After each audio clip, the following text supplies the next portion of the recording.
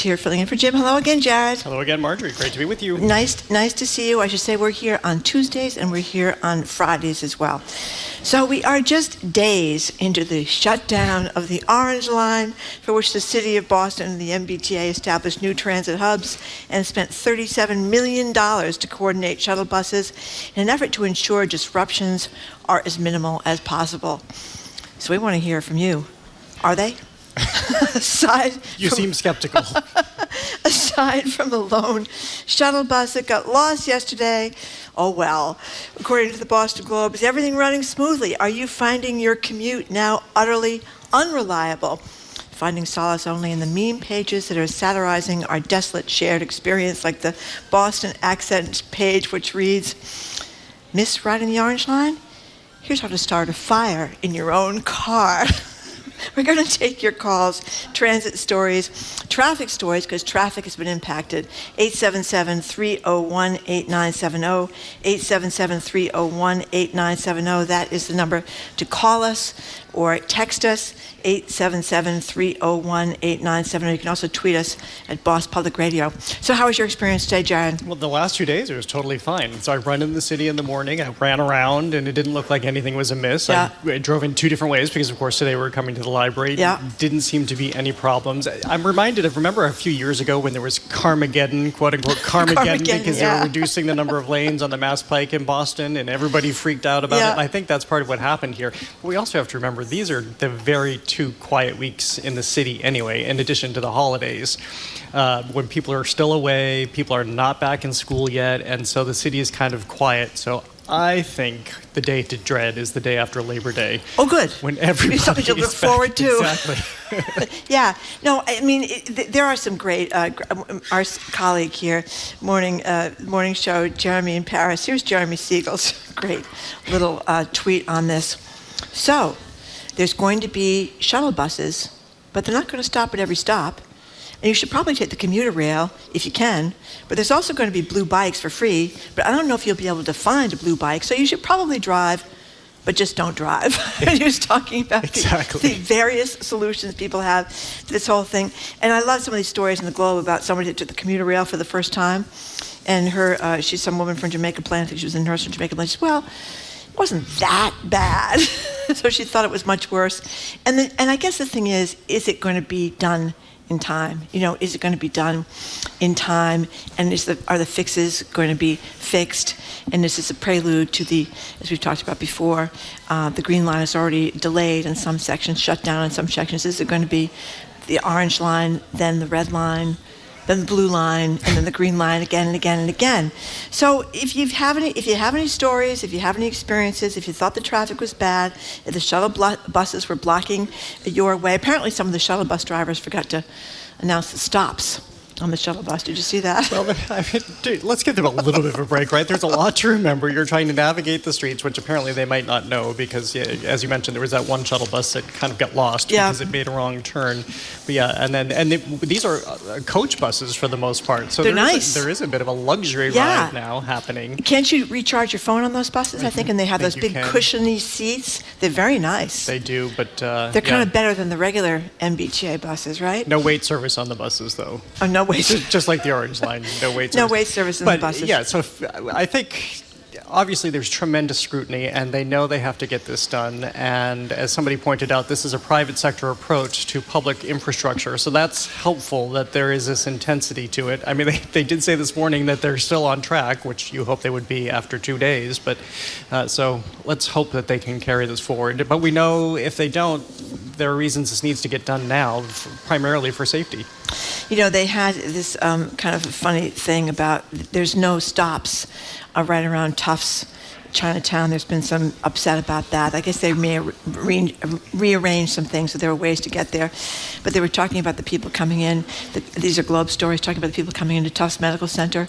You know, they're like doing that fast walk. You know, you should have the Olympics, the people that were really walking fast to get to Tufts, and the people that were actually running from downtown crossing to get to Tufts. And I think there's been a lot of confusion.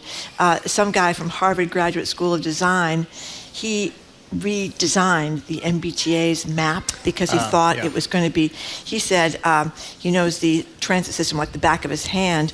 This guy's name was Alex Cox. He revamped the MBTA map of alternative routes to make it easier for people to get to town. And his map, I think, in most people's estimation, looked better than the MBTA's map. This kind of reminded me of when, remember during the vaccination? Exactly, yes. The story of the It was a mom, right? Who home on maternity leave, Yep.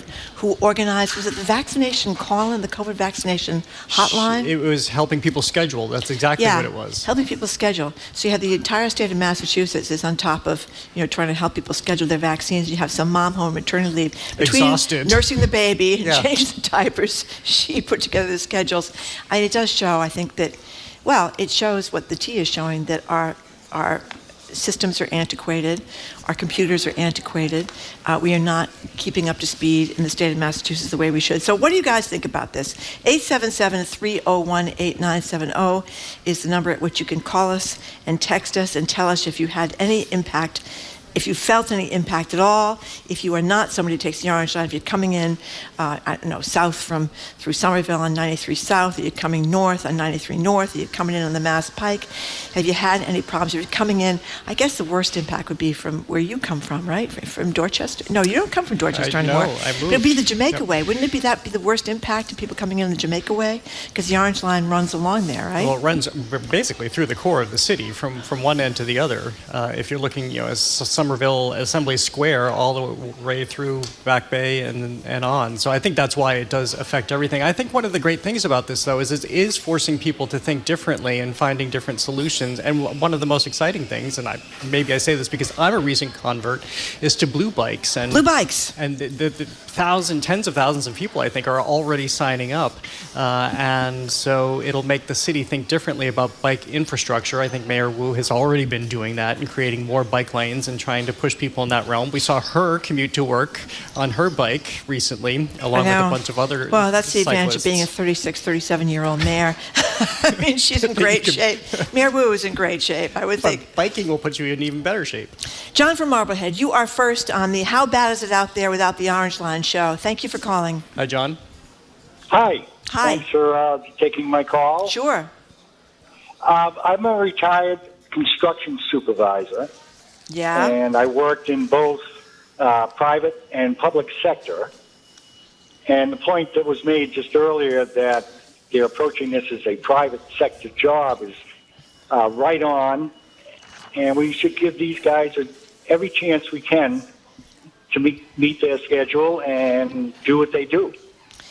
John, does that mean you have a little less faith in the MBTA's public sector abilities to fix itself? Is that what you're telling me? You're not the only one, John. No, and I definitely agree, but this is a nice change, and I think part of it has to go to our governor for taking that approach. When you say private sector approach, John, what do you mean? Well, as opposed to,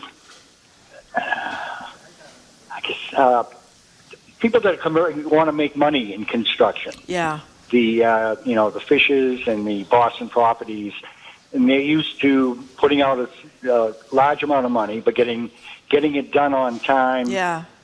Well managed, and a great product.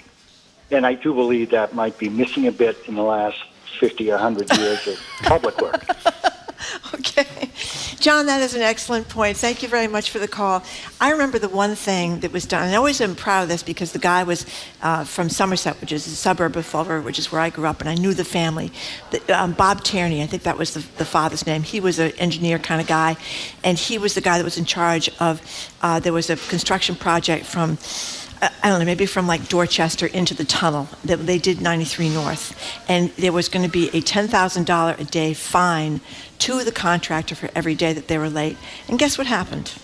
It got delivered on time. It got delivered on time. Yeah, that is unusual around here. We are a little late on a lot of projects, and people perhaps think that perhaps the upkeep of the MBTA tracks and cars and air conditioning systems and electrical equipment has not been maybe where it should be? No, and that's why they're acknowledging they're literally in 30 days are doing 5 years of work, again, by taking this private sector approach to public facilities. Because it's so funny, because right before this happened, I had heard secondhand a conversation from some tea workers who were saying it was impossible to get this work done. There was no way in the few hours in the middle of the night when the tea is not running that they could do this. So this had to happen, and let's just hope that maybe those tea workers, maybe they don't have the right attitude, Jared. I mean, maybe they have that MBTA kind of entrenched attitude about things.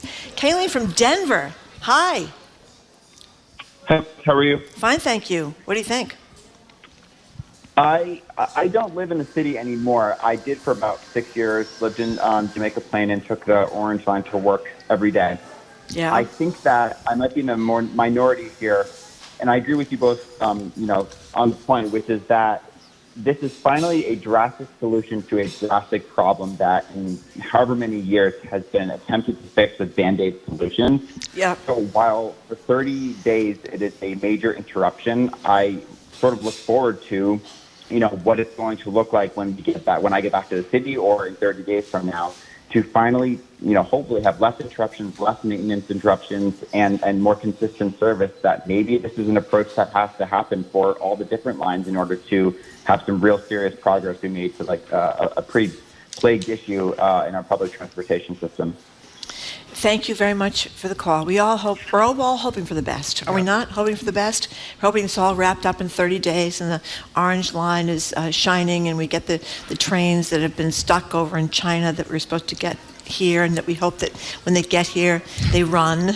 That's been a problem. Yeah. That's been a problem too. I'm not sure we can have a level of optimism about that one, given the precedent for that. But Jim always says, and it's a very good point, that one of the problems for politicians is that this is why it's so weird that Biden goes and does this jiggering around in the so-called IRA, Inflation Reduction Act. Whether it's really going to reduce inflation is questionable, but on the prescription drugs, we're not going to feel most of those effects until 2026, which is after the 2024 elections. Yep. It's kind of, you would think it would have been a better idea to hurry things up so people would have felt those things before the election of the next president of the United States. And that's one of the problems with the T. To spend all that money on a project that's going to take you so many years, you'll be out of office by the time the product gets finished, so the benefits don't accrue to you. So politicians are not really anxious to try to spend a lot of money for something that the person that follows them is going to get credit for. You know what I mean? It's not the incentive, yeah. And frankly, I think until recently, we haven't really seen a lot of politicians using the T and really familiarizing themselves with the whole public transit system. But now they know, and it's more than just a photo op every now and again. Again, looking back at Mayor Michelle Wu, who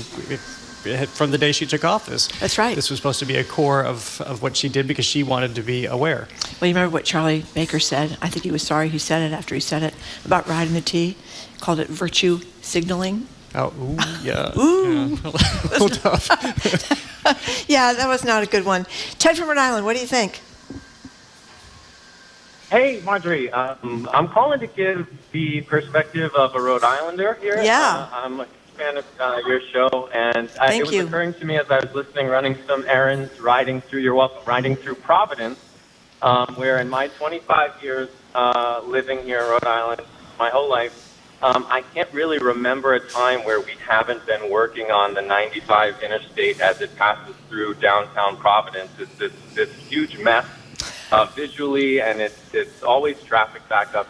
So from my perspective down here, it's mind-boggling to hear how much work is going on the T and in the public transit system up in Boston in such a short amount of time. So just kind of sharing a different perspective as someone who's witnessed, as it's been discussed, some pretty slow and unimpressive public construction work. This is like crazy to listen to, as I've been listening to it on the show for a couple of weeks now. You guys have been prepping for this and the start of this now. Wow. You don't have any. There's no subway system in Providence at all, right? It's all buses. There's not. Yeah. Interestingly, they've just started a project to put in a commuter rail into Pawtucket, and I think Woonsocket as well. So Rhode Island, they're trying to get public transit up into Massachusetts, but that project's just starting, and we'll see how long it takes. It certainly won't be 30 days from now that's done.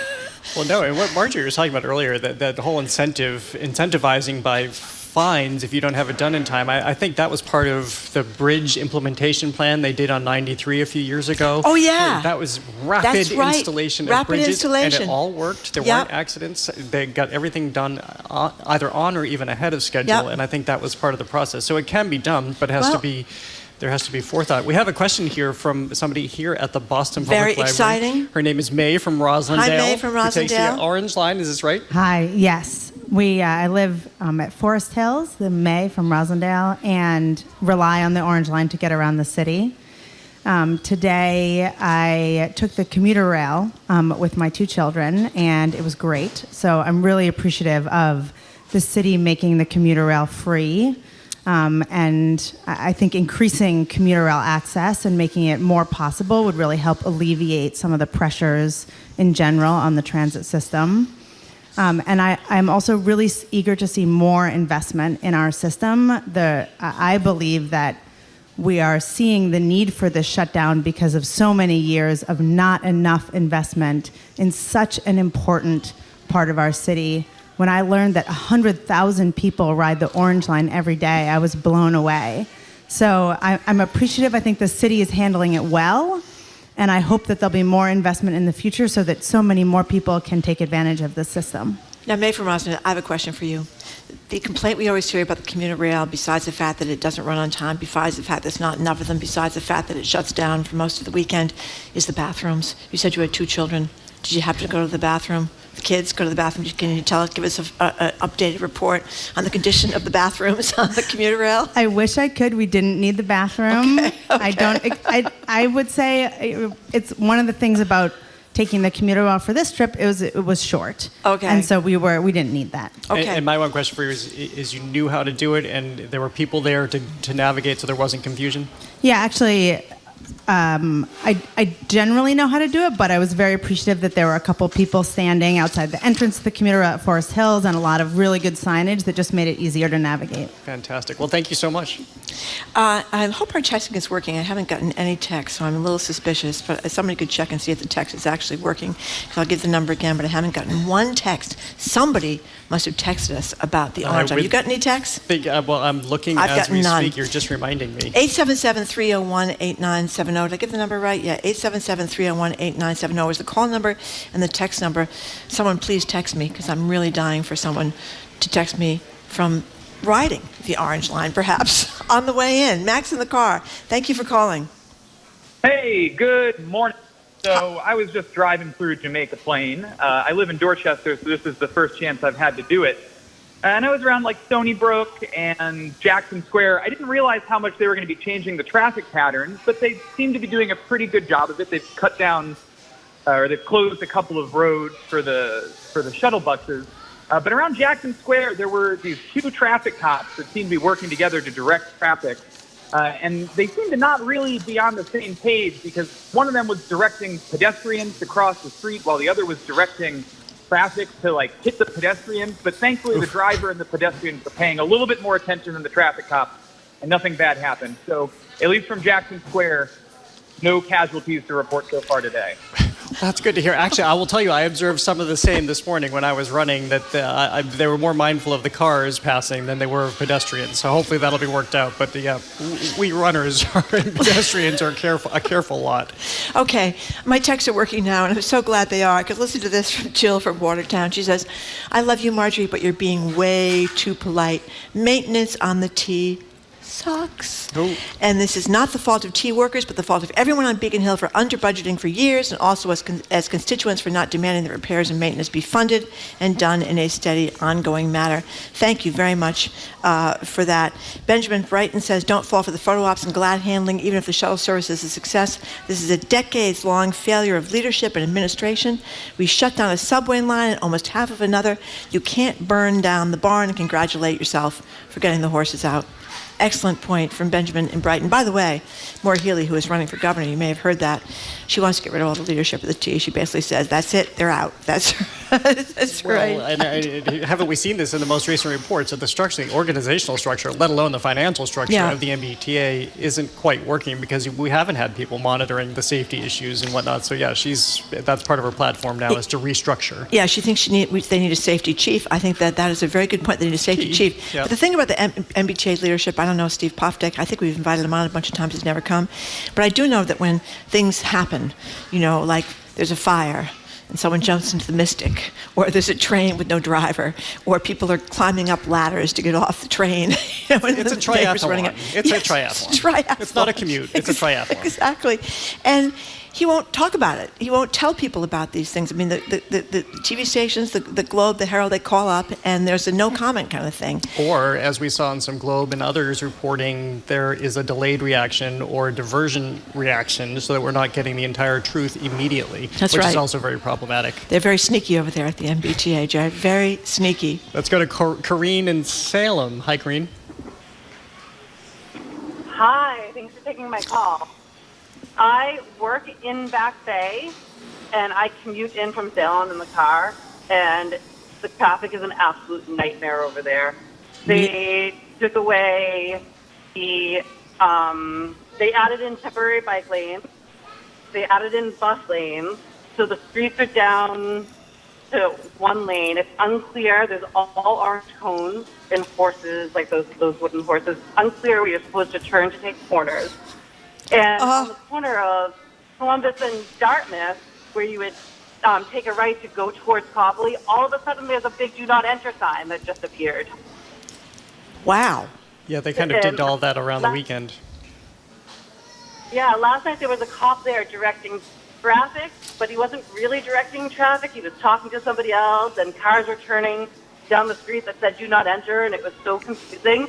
In addition to that area, that Raffles Hotel is being built, and so traffic is already a mess there. And I'm just worried about what happens after Labor Day, trying to drive into work, because right now a lot of people are on vacation. That's a very good point. That was Jared's point. Corrine, that was a very depressing call. Harbinger of things to come, I should say. One of the emailers says the Funghua bus was better run than the MBTA. Now, remember the Funghua bus?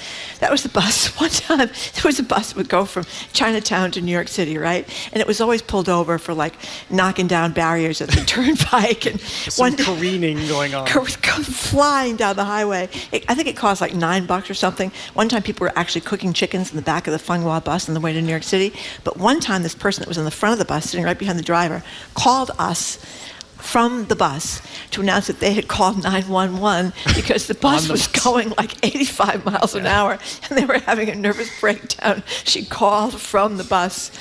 We were waiting to hear the sirens coming up behind the Funghua bus. I don't believe they're doing business anymore. They've changed the name anyway. No, they're different. I used to take it when I was a college student. Well, when I was a college student, and $10 to get to New York.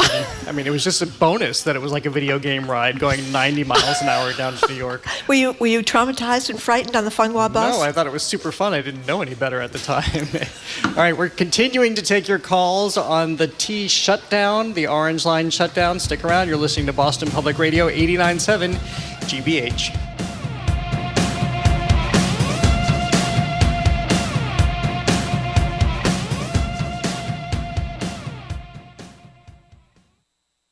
Multiple shutdowns on the MBTA. How am I going to commute from Roxbury to Dedham? The last couple of days, I've already had to take $40 Ubers to get to work. So yeah, it's not great. Will the repairs make our public transit more reliable? We ask people to be patient for the next 30 days as the T does 5 years worth of work. From GBH News, 30 days to save the T. Follow all the updates at gbhnews.org.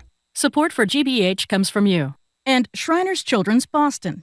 Accidents happen, and when those accidents involve a burn injury of any size, Shriners Children's Boston is the place to turn for any burn. Shriners Children's Boston, the most amazing care anywhere.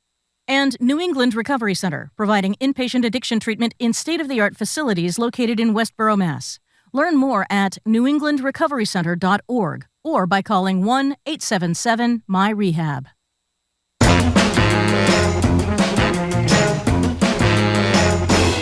welcome back to Boston Public Radio. We're talking about the fateful month that awaits us now of the Orange Line being shut down. We want to know, it's day 2, shut down Friday night. Well, it's day 2 of the commute, I guess I should say. Shut down on Friday night. Going to reopen September 19th, supposedly. A lot of skepticism from the texters about that. We want to know what you think. How's it going? How is traffic? If you took the shuttle buses, how'd that go? Commuter rail, how'd that go? Maybe you ambitiously biked in, like the very fit Mayor of Boston, Michelle Wu. Give us a call or text us at 877-301-8970 or tweet us at Boss Public Radio. People are taking over-under bets among the texters about how much over 30 days this is absolutely going to run. Here's Robert from Arlington. He says, this is like my trying to get 5.5 years of sex from my wife in 30 days. Like everything else in Boston, it ain't gonna happen. Okay, in the category of TMI, let's going back to bicycles. There's a texter who says bicycle advocates are using this moment to encourage their alternative mode of transportation. Many of them do not practice what they preach and operate as if the established rules of the road do not apply to them. And so it's time for the Commonwealth to require these cyclists to maintain registration and liability insurance. There's a lot of hostility between drivers and bicycles, I think, in general, and pedestrians in general. Yeah, there's a big matter of fact, we're going to talk later about how our accident rates are going through the roof in the United States of America while they're coming down in Canada because of different rules. I have someone that just texted me to the defense of the bathrooms on the commuter rail. This person claims they are fine and clean, and they have very large hooks for coats and bags. So there you go. Maybe I've been premature in criticizing them. And the one of the things we always get asked about is the big dig, putting a large dent in the ability to fund the MBTA projects for the last 20 years. You know, I'm not sure about that, but I do know that that was one of the things that people complained about during the building of the big dig, that they were taking money away from the MBTA. But as I said before, the MBTA has been very secretive. They have a very secretive pension they didn't want people to know about. They had that for years. You could work at the MBTA for 23 years and leave with a pension. And at one point, they were paying more out in pensions than they were in salaries. Governor Deval Patrick put an end to that, but it was only for people hired after 2009, because you couldn't, shaft people out of their pension when they've been there for 30 years. So it still has a lot of pension payout going on at the MBTA, and I don't know what their health benefits are, but that's a lot of the problem too, the employee costs there. Well, former Transportation Secretary Jim Aloisi will be on the show a little bit later. We can ask him about that. Regardless, this is all changing, though, now with the money that's coming our way from the federal government. And as you mentioned earlier, candidate for governor Maura Healey's part of her platform is all about transparency. Yeah. Why are you laughing over there? Because one of our staff members wants to know who sent the text about the commuter bathrooms not being disgusting. Must have been Steve Poftak, who runs the MBTA. Well, I don't really know, because people don't sign their text. It could be from anybody. We don't have their phone numbers either. Let's go to Leah in Rhode Island. What do you think, Leah? Hi, Leah. How you doing? So I do not commute in on any of these things, but I drive a duck boat in Boston. Oh my gosh! And, yeah, we've been driving around with these guys. Well, we started on Friday. They actually kind of cut off some of our routes around Dartmouth Ave and a couple other spots that we weren't supposed to be able to do, and then they opened it back up for buses. But I was kind of surprised, considering a lot of these shuttle bus drivers aren't even from Boston, but they actually were pretty good. And we have to go around and around and around these guys all day long, right? Constantly looping around the same, we do the same things every day. And I was really surprised that it wasn't bad. And I worked Monday, the first day that they did during the week, and it still wasn't bad. Well, that's maybe upbeat. It's professional drivers. Yeah, I mean, maybe it's because they're professional drivers. I don't know. We have a lot of guys who do both that and the duck boat. So I was kind of surprised it really wasn't bad. We got through our tours pretty easily. Now, whether that's going to get worse when the college kids come back, I don't know. Yeah, I just imagine the Boston Herald headline, "My 19-hour buck-to-duck boat ride." Right, driven by yours. Yeah, we don't ever want to hear that. That would not be something that we would ever want to hear. But, it really was surprising. I got through Friday, Saturday, Sunday, and Monday. And we kept thinking it was going to be a horror show, and it really wasn't. Leah, I have to say we have to reroute because of some of the streets that are blocked off, like the old State House. Hello. That's only one of the most important things in Boston historically, and we can't see it. You really have a difficult job navigating those corners and those great big huge duck boats, Leah. I don't envy that job. It's nerve-wracking, I would imagine, right? Well, now we have drivers and narrators. We don't do them both anymore. Yeah. We used to talk and drive. We don't do that anymore. So it's really not bad. You're supposed to concentrate anyway. Your job is to drive. You drive. You drive. It's Boston. Deal with it. It's our job. You know? Exactly. I mean, it is. It's our job. It's what we're supposed to do. So, yeah, I actually like driving. I kind of enjoy it. Maybe it's a challenge. I don't know. But, yeah. Leah, thank you. Thank you for the call. I'm getting a lot of criticism that I'm being too negative about this whole thing, that I want it to fail. I don't really want it to fail. Well, I don't think so, but I'd like a few fiascos between now and I think you're being September. fair, because as I say, I think after Labor Day, we're going to be having a different conversation about this. Oh, here's one. Here's a proverbial one that always drives people crazy. I don't know why they have to pay to have so many police officers standing around at the crosswalks. I saw 4 of them today by Green Street telling me how to cross the street. I know how to cross the streets. That's an opportunity. This must be a great opportunity for overtime, right? For the Boston PD, don't you think? Yeah, a Would lot you imagine? of overtime. Here's Dave from JP. I take the Orange Line to Green Line to work when I go in twice a week. My biggest concern with this timeline, this is a great point, is if they have any plans to test the trains extensively before this 30-day period is up. I would hate to see trains back on fire or derailing, a.k.a. the triathlon, because the speed of the work missed a couple steps. Here's Jean from Derry, New Hampshire. I haven't had any issues. Then again, I live in Derry, New Hampshire. Yeah. Okay, we got a couple more minutes to talk about the MBTA before we move on to Anna Deavere Smith. But the deal is, it's shut down on Friday night at 9 o'clock, the Orange Line, that is. It's going to be shut down till September 19th. A couple of people are asking how it is that they can do 5 years of work in 30 days. That's a good point. How can they do 5 years of work in 30 days? I guess because they're going to be working 24/7. Is that it? Yeah, and as I was saying, from what I had heard, previously they only had a few hours, and again, and we were joking about it, but it's in the middle of the night, so yeah. you had these very narrow windows in which you could work on the tracks, work on the infrastructure. I mean, they're doing so much between the trains, the tracks, the stations themselves, so you don't have roofs falling down on people. Paul from Worcester is wondering why we haven't seen the equivalent of storming the beach of the Normandy invasion by hundreds of thousands of workers. I mean, that's a good point. I mean, did you see this mad influx of tea workers in the station near the Orange Line? I was not in that area this morning. I haven't seen anything either, but I haven't been near them. They're keeping a low profile. They don't want us to know who they are. Going back to the memes, that was one of my favorites from Megan Johnson, who's so funny. I do think it's funny how we talk about the Orange Line like it's going off to war. Oh yeah. Oh, there were a couple of other good ones too. Here's one from Jeff. This is something called the Boston accent. He says, Orange Line on the T about to shut down for a month, and our readers are like, you might want to go stay at your house on the Cape for a while. Yeah. And then they had one that somebody was mad at Governor Baker. I think they were tweeting this to Governor Baker. Advice for responding to the poorly planned transportation meltdown of the T, and they have a picture of a nice limousine, and it says, have your driver pick you up early.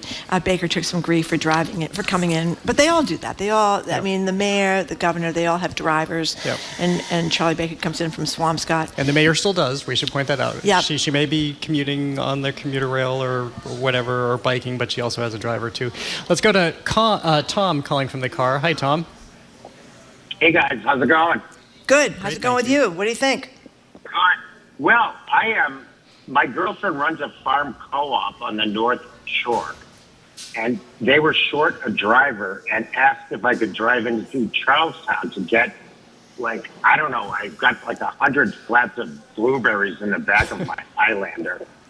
And I woke up this morning with panic, being like, oh my God, I should leave like 2 hours early. But I gotta say, I'm like now on my way back on Storrow Drive, and it was a breeze driving through town. So what do we conclude, Tom? That this is just all an overblown... what do you think? Well, I guess, first of all, Marjorie, the only thing we can conclude is based on observations and people's actual experiences, right? Yeah. So who's having a really hard time, who's not having a hard time at all? Who finds it easier? Who finds it more difficult? I don't know. I can only say, like, literally, I woke up this morning saying to myself, oh, by the way, I should say I was supposed to pick up the blueberries at the Whole Foods in Charlestown, and the driver was late, so I had to drive to JP. Oh, my God. Which was a bit of an ordeal. Yeah. But Well, and Tom, then I am cruising home, easy peasy. Tom, you got to do what you got to do to get those blueberries. There's no question about it. Thank you very much for the call. You know what I loved?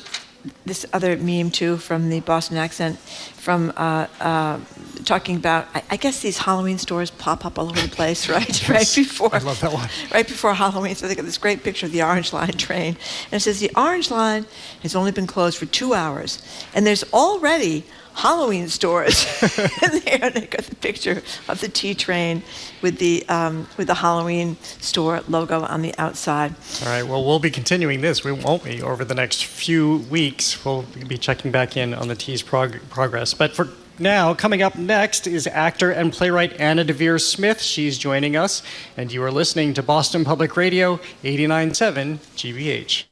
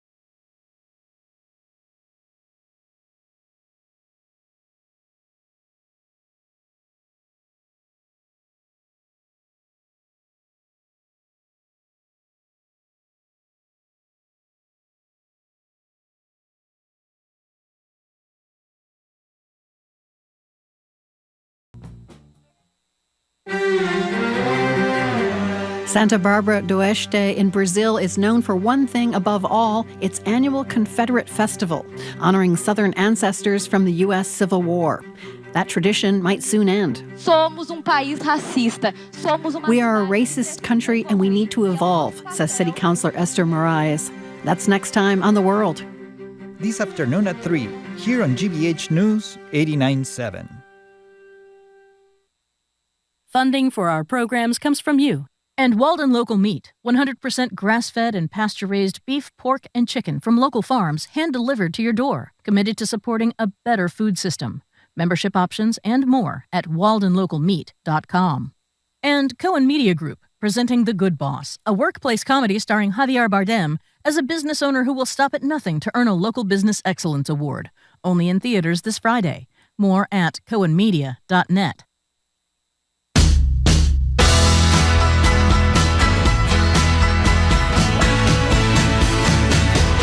Welcome back to Boston Public Radio. We are broadcasting live from the Boston Public Library as we do every Tuesday and every Friday. We are also streaming online at youtube.com/GBH News. We are waiting. We're having some technical difficulties for Anna Deavere Smith, the famed playwright, actor, who's got a new play, well, kind of not a new play, but a revised edition of a different play at the American Repertory Theater in Cambridge coming up. But she's not here yet, so we're going to talk a little bit more with you guys about the tea, if you have anything you'd like to add at 877-301-8970.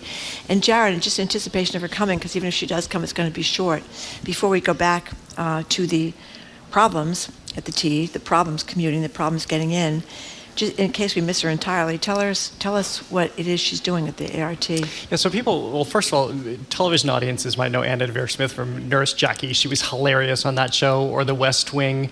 But really, her primary thrust and focus and love and passion is the theater. And what she's done, going back to plays like Twilight, which is being resurrected, this is a play about what Los Angeles was like after the acquittal of the officers charged with beating Rodney King. And what Anna Deavere Smith does is not unlike what you and I do, Marjorie. She goes and she interviews hundreds of people, and she studies them, and she gets their mannerisms down, she gets their speech and their dialect down, and she compiles all of these interviews, and then she constructs plays out of them. And typically, she's actually the one who performs them herself, and it is mesmerizing to watch her as she goes in and out of character with the enunciation and the pronunciation and the little character traits that people have, the gestures in terms of how they perform. She is such a gifted actor, and so she puts them all together and presents these one-woman shows. However, as she goes back and looks at this period, she has revised her play Twilight, again looking at the what are described as the Rodney King riots in Los Angeles, based again what happened to him there. But this time it'll be presented by a series of actors at the American Repertory Theater, and it's going to open, I believe, next week. Well, we're hoping we're going to get her before the noontime hour, but between now and then, and if we do get her, we'll go right to her. But if we don't get her, apparently she's having technical difficulties wherever she's located, we're going to keep talking about the MBTA, basically because we have nothing else to talk about between now and noon. So I'll give you the number one more time.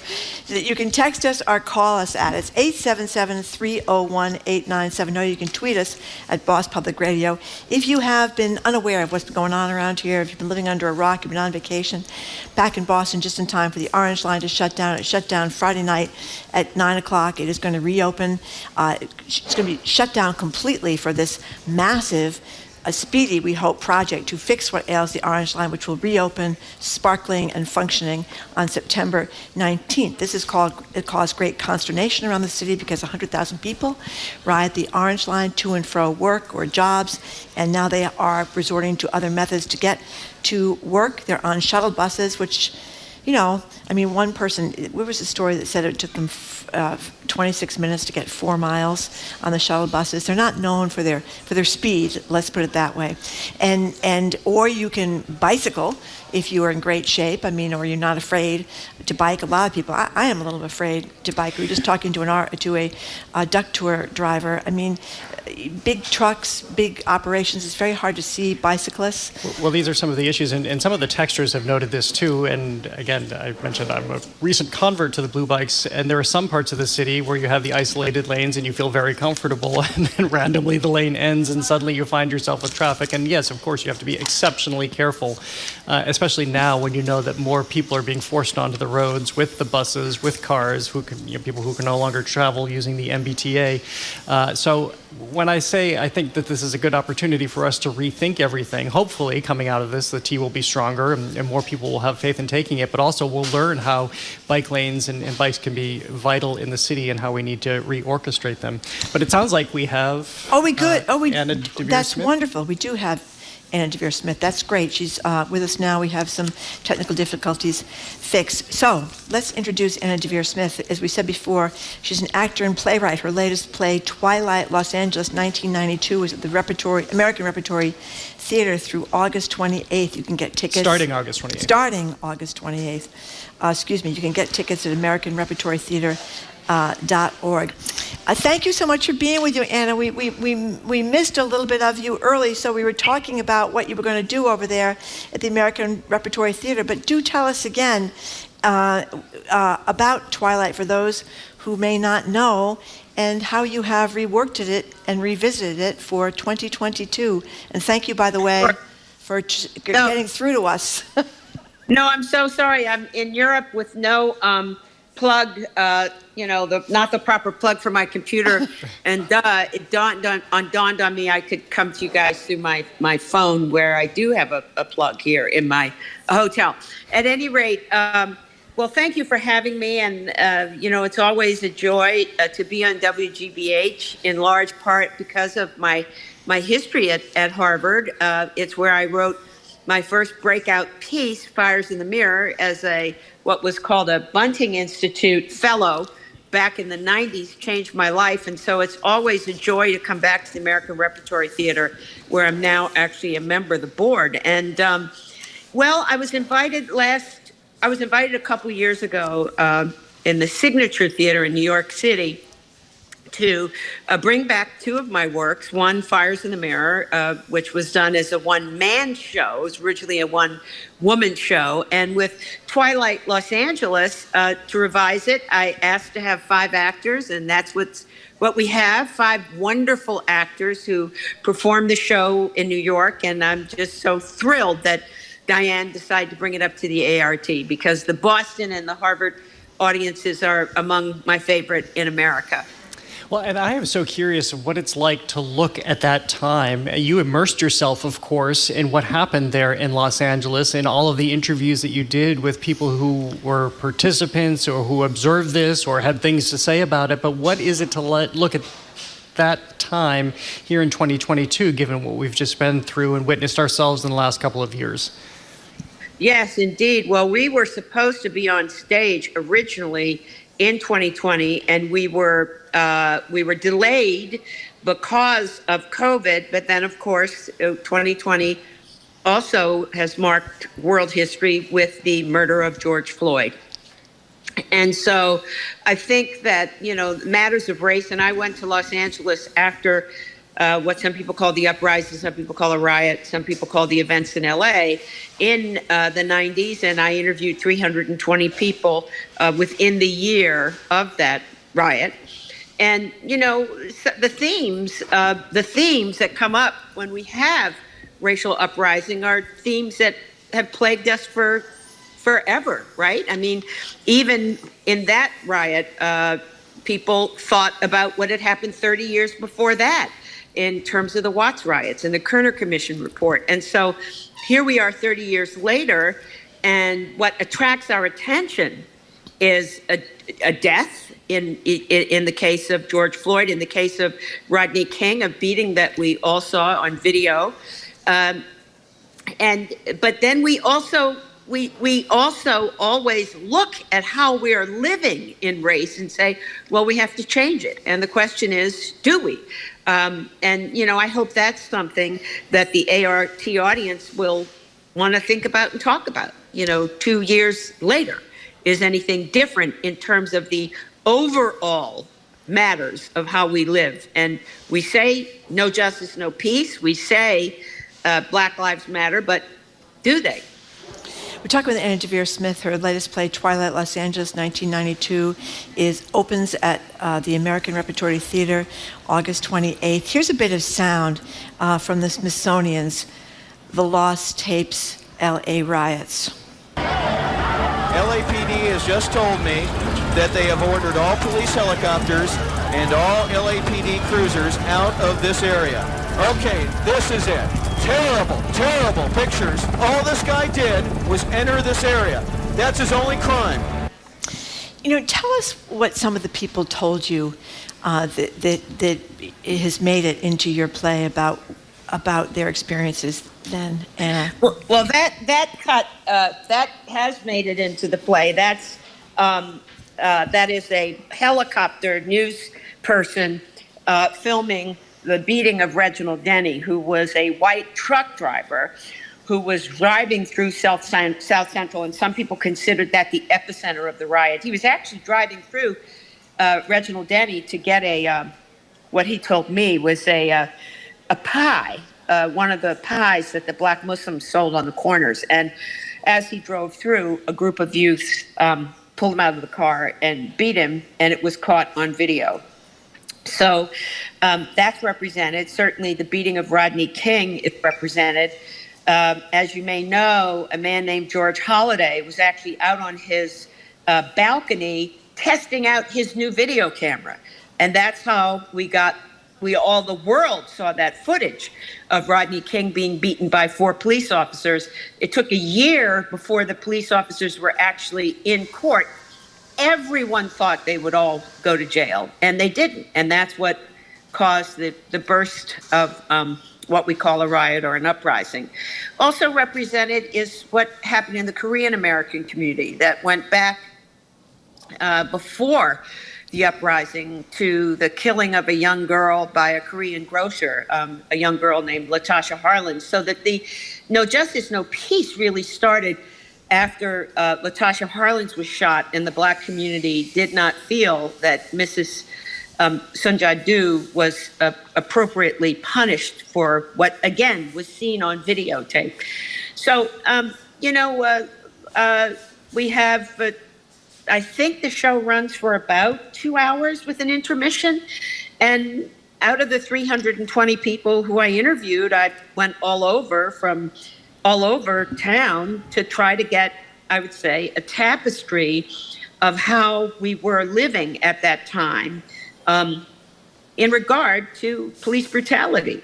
But President Obama famously, I think, said when Freddie Gray was beaten and then died in my hometown, Baltimore, if we think that we're going to solve these problems by focusing just on the police, well, we have another thought coming, that all of these, the police are one part of a larger problem about how we live. And so I would say that one of the things about Twilight is that people who come will see a kind of a tapestry of America at that moment.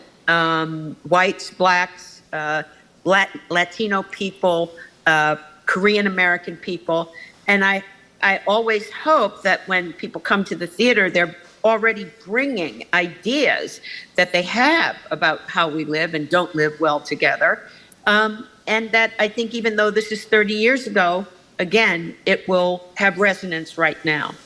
Well, included in those people are people that might not have, audiences might not have sympathy for their viewpoints. And when we were talking about you before you arrived, and I was talking about your process, which is not unlike what Marjorie and I do here, you're a journalist of sorts, talking to people. Our job is to be as objective as possible. As coming in as a theater artist as you are, how do you weigh what you're hearing and who you'll include and how you weave that tapestry? Well, I was trained first as an actor, and then I became a playwright and a interviewer, an Americanist, I guess is maybe the best way to describe who I am. We aren't objective because as actors, we're trained to love the character. And so when I'm sitting across from a person who I don't agree with, Charlton Heston would be an example, talked about, needing guns. My job is to fight any type of judgment I might have. That's the actor's imagination, right? If I'm going to portray Charlton Heston, I can't judge him. Probably the best example is Daryl Gates, who was the chief of police, who years later came over to me in a restaurant and said that his decision-making was the biggest mistake of his life. He said, it cost me my career, it cost me my health, it cost me my marriage. I talked to him 3 times. Now, whenever I would play the part of Daryl Gates, the audience would immediately start to sort of hiss and boo. Well, that wasn't my intention, right? The acting part of me has to go without judgment, which is, I would say, one step further than so-called objectivity. Now, Anna Deavere Smith has judgments about Daryl Gates and Charlton Heston, but the actor's body has to be given over with beyond objectivity with love. We're sorry this was a shortened version, but we're very much looking forward to seeing you and Anna Deavere Smith. Thank you so much for joining us. My great apologies to you. No problem. Thank you. Always great to see you and speak with you. Anna Deavere Smith is an actor and playwright. Her latest play, Twilight, Los Angeles, 1992, is at the American Repertory Theater, opening August 28th. You can get tickets at AmericanRepertoryTheater.org. Up next, we checked in with listeners about the Orange Line shutdown. Now we'll hear from the experts. Jim Aloisi and Stacy Thompson are up next. You're listening to Boston Public Radio, 89.7 GBH.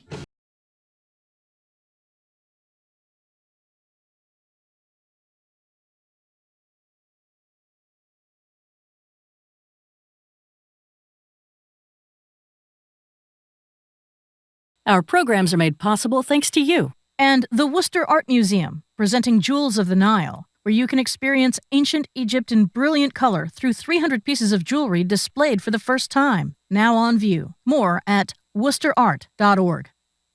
It's summer, and there's no better time to visit the island of St. Marie, where some guests seem to check out a little earlier than expected. The new season of Death in Paradise continues Wednesday at 8 on GBH 44. He's Jim Browdy. And she's Marjorie Egan, and this is 89.7 WGBH, WGBH HD1 Boston, online at gbhnews.org. Boston's local NPR. I'm Marjorie Egan, ahead on Boston Public Radio. We're back on the rails in our second hour. Former Transportation Secretary Jim Aloisi will join us alongside Liveable Street's Executive Director Stacy Thompson on the T, the alternatives, and how much do we really want driverless cars. Then it's Imari Jeffries, Executive Director of King Boston. The Martin Luther King Memorial is being assembled elsewhere before it makes its way to Boston Common. He'll provide us with some much anticipated updates on how the embrace is coming together. I'm Jared Bowen, in for Jim Browdy. After that, GBH News Special Projects Director Stephanie Leydon discusses the newsroom's Priced Out series, all about sky-high housing costs in the Commonwealth. And Angel Animal Medical Center's Dr. Virginia Sinnott-Stutzman returns for Ask the Vet. That's all ahead on Boston Public Radio, 89.7 GBH.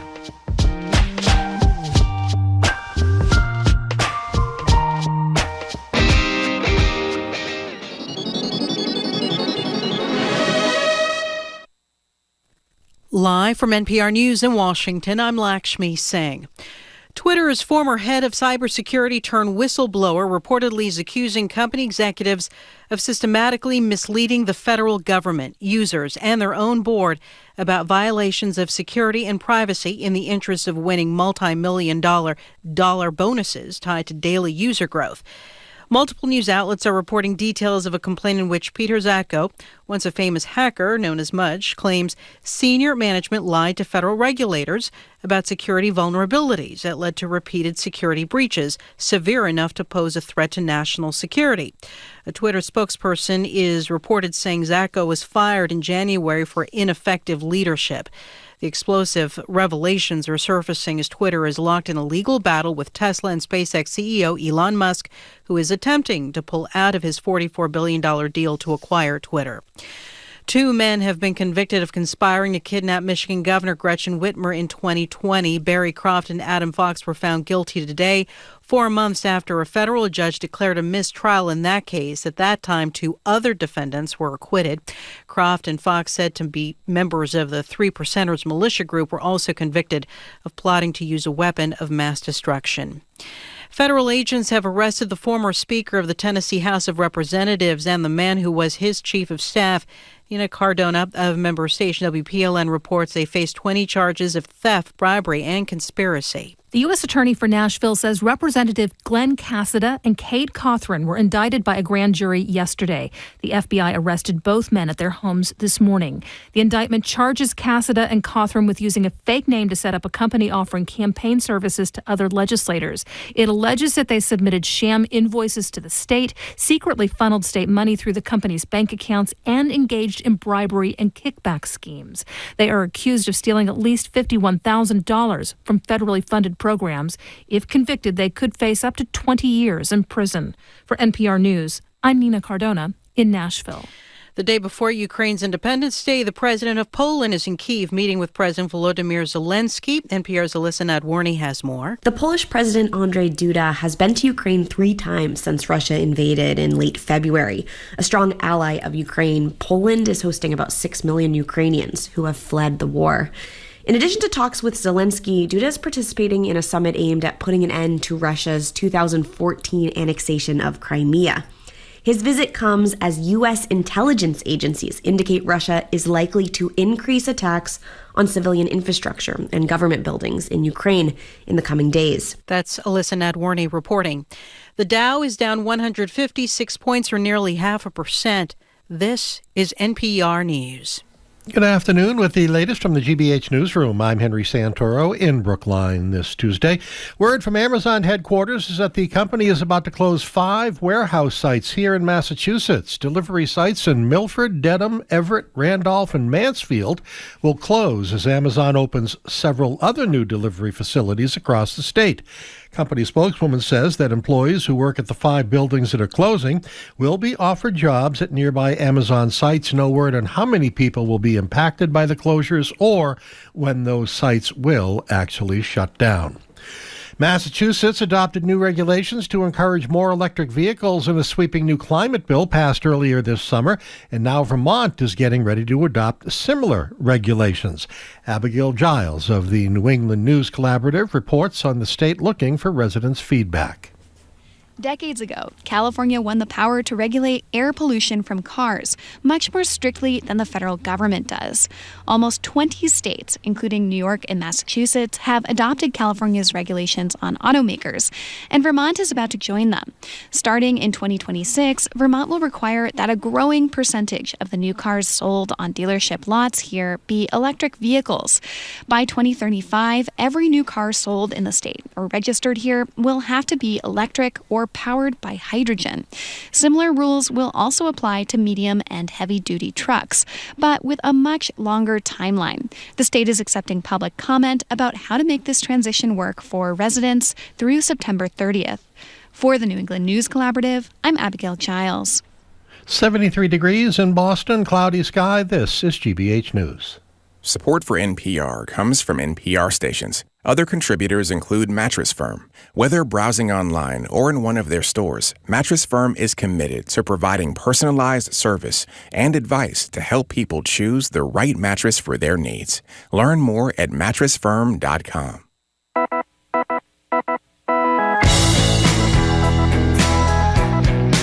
Welcome back to Boston Public Radio. We are broadcasting live from the Boston Public Library and streaming online at youtube.com/GBH News. We are here every Tuesday and every Friday. Jim Browdy has a day off. Executive Arts Editor here at GBH, Jared Bowen, is here again. Hello again, Jared. Hello again, Marjorie. Nice to see you, as always. Okay, so we talked about the Orange Line a little bit before. We're going to talk about it a little bit more right now. Many user guides, the Orange Line Shutdown, there are many of them, all with varying degrees of clarity. Take this shuttle bus, take that commuter rail train. Actually, just bike. Definitely don't drive. Or maybe you should drive. Or maybe you should just stay home and stay in bed. They don't really say that, but that's my little add-on.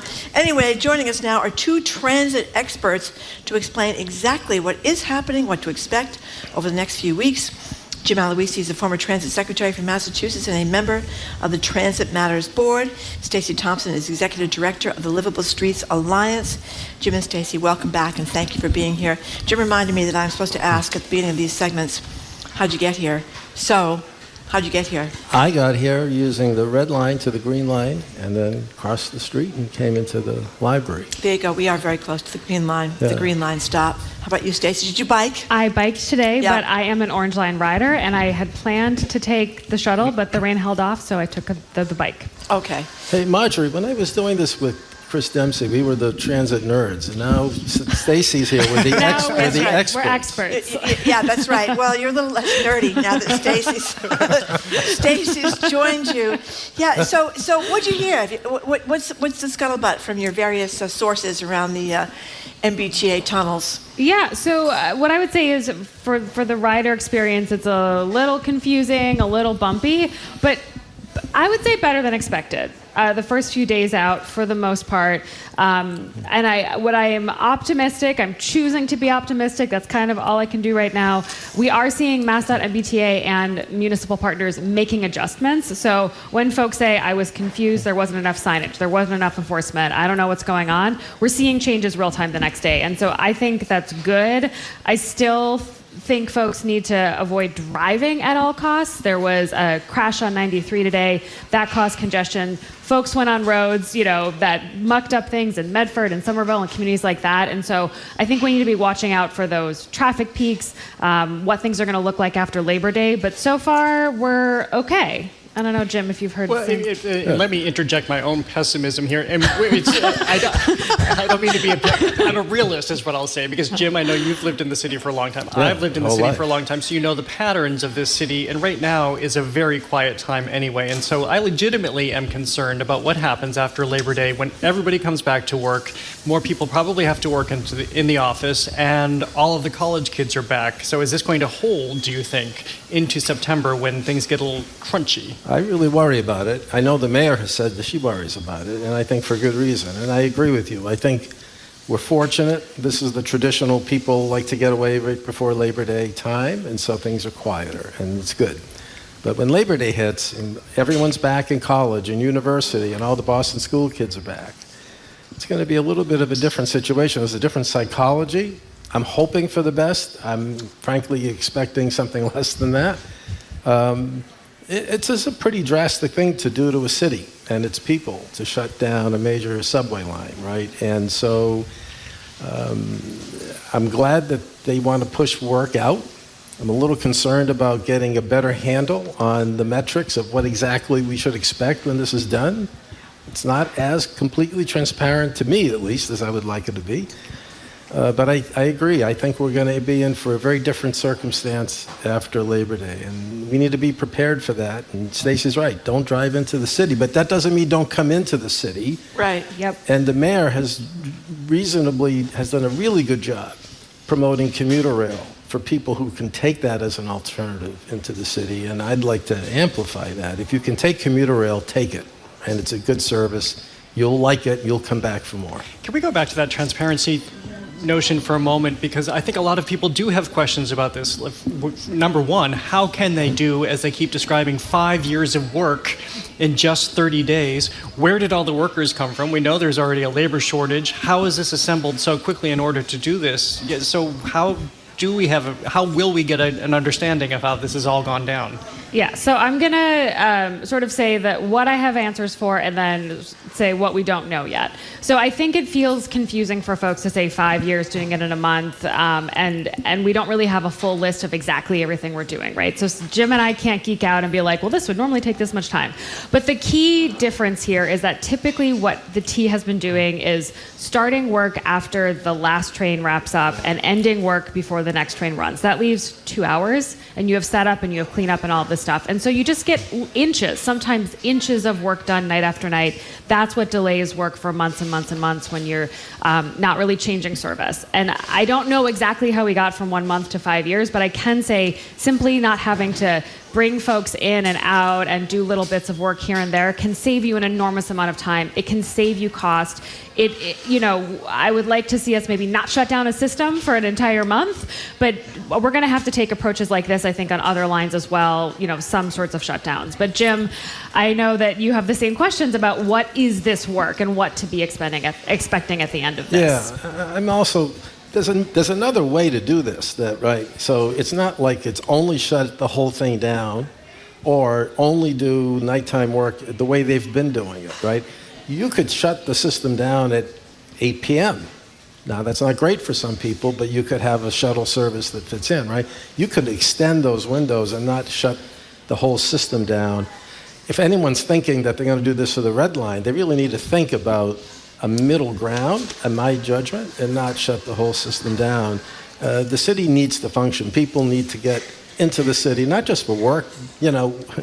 People haven't noticed, we've got some of the best hospitals in the world here, and a lot of people take the T to them. A lot of the phlebotomist who takes your blood is probably coming on the T. They need, and this is the thing, even though it seems to have been okay, let's be really clear. The most vulnerable and the most essential workers who depend on the T are the ones who are being harmed every single day, right?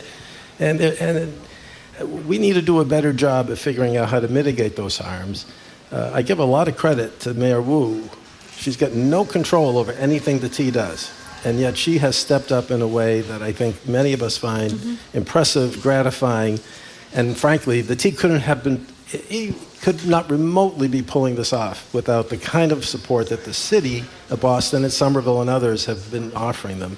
I don't even know what it's costing. What do you mean? I'm talking about, shutting down portions of streets, like right here in front of the library, and the mayor being out yesterday, visibly taking commuter rail, taking her kids on commuter rail, looking at signage, getting into the weeds on things that she saw that would be the rider experience, right? I mean, that's an extraordinary thing. And so I think, as advocates, we're all generally really grateful for that leadership. We're lucky to have it, but we can't keep repeating these kinds of shutdowns, in my judgment, in the future. There needs to be a different way to do it. Yeah, well, I mean, you did wonder what was going on here, who was in charge when you found out that a bike path was shutting down next to the Orange Line at the exact same time they were shutting down the Orange Line. I thought, really, that was intelligently done. But this is a good opportunity. I was reading about this, the Boston Cyclists Union. Yes. I mean, for those people, and that would include myself, that have been kind of afraid to ride a bike because, I don't want to get hit by anything because we don't have enough bike lanes. I mean, this is an opportunity for people like me to get help.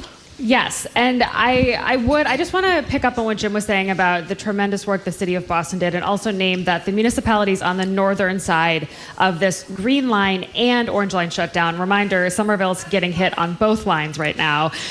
They, in addition to folks at MassDOT, have worked very closely with advocates to put safer bike infrastructure down as quickly as humanly possible, to put out routes that people can take for the first time. The Cyclist Union has been leading routes from either end to help people, first-time riders, and of course, the Blue Bike system is free. And I keep telling folks this is not just about commuting in and out of work. If you need to quickly run to the grocery store, if you're trying to meet your friend for dinner, and you're trying to meet both ways, they're in Cambridge, you live on the Orange Line, you're trying to get downtown, that's your moment to try a Blue Bike. It doesn't have to be every ride, and you can connect your bike to another line that's running right now, like the blue line, like the red line, like other parts of the green line. So we've seen just an enormous uptick almost overnight in Blue Bikes membership and cycling in the whole region. And I will say that before you both arrived, I was being optimistic in the segment before. We brought you down. But I was pointing that out. And we should explain for people who don't know the Blue Bike system, there are hubs of bikes all across the city. And if you have a membership, even if you don't have a membership, you can go and pay and take a bike and use it for 45 minutes or perhaps longer and go to any number of other stations throughout the city, and it's just available for you. So you don't have to worry about maintaining a bike. You don't have to worry about storage. So I wonder, this is kind of, to me, the exciting part of this is the exploration that will happen in this month as people figure out there are other systems, there are other ways to navigate the city, like Blue Bikes, knowing that tens of thousands of people have already signed up for memberships. What's the opportunity there? Can that be leveraged, or will things just go back to normal after September 19th? I'm hoping it'll be leveraged. I mean, one of the things that I've been hoping would happen as we come out of the pandemic is that we completely reimagine and redesign the urban streetscape. And the mayor, again, to her credit, has been pushing the envelope on that, right, with experiments in the downtown and in the neighborhoods. What we know coming out of the pandemic is more people want to be doing things outside. We know restaurants like to have more business, and more business comes when there's outside dining. We know that more and more people want to cycle. And so if this shutdown is an accelerant to a new movement that says there's one streetscape, it's finite, right? And we all have to share it. There's nothing written in the law that says only vehicles can use this, right? Then we'll have more dedicated bus lanes, protected and safe dedicated cycling lanes, more space for restaurants and people. I think that's what brings cities back stronger from the pandemic, but it means a rethink of how we use that public space, and it means a rethink about how we move people from one place to another. I quote from the Governor's Commission on the Future of Transportation, which we all agreed to, but unfortunately they haven't done too much about, which is we need to move more people in fewer vehicles. That was true before the pandemic. It's true on steroids after the pandemic. Well, you know, we all knew that, and by the way, we were talking to Jim Aloisi and Stacy about the problems with the MBTA, and I should say that Jim is the former Secretary of Transportation, Stacy Thompson, Executive Director of Livable Streets Alliance. So we knew that she was in trouble, obviously. We had the feds come in after that some very horrible safety problems and accidents and even a death. Now we have a new report. I've never heard of these people, but maybe you have the public, what are they called? The public, I can't find the name of them. Anyway, this is this new report. I'll find it in a second. We came from Massachusetts Taxpayers Foundation. Thank you very much. A public policy organization that basically says this T is in a full-blown crisis, which I think we knew.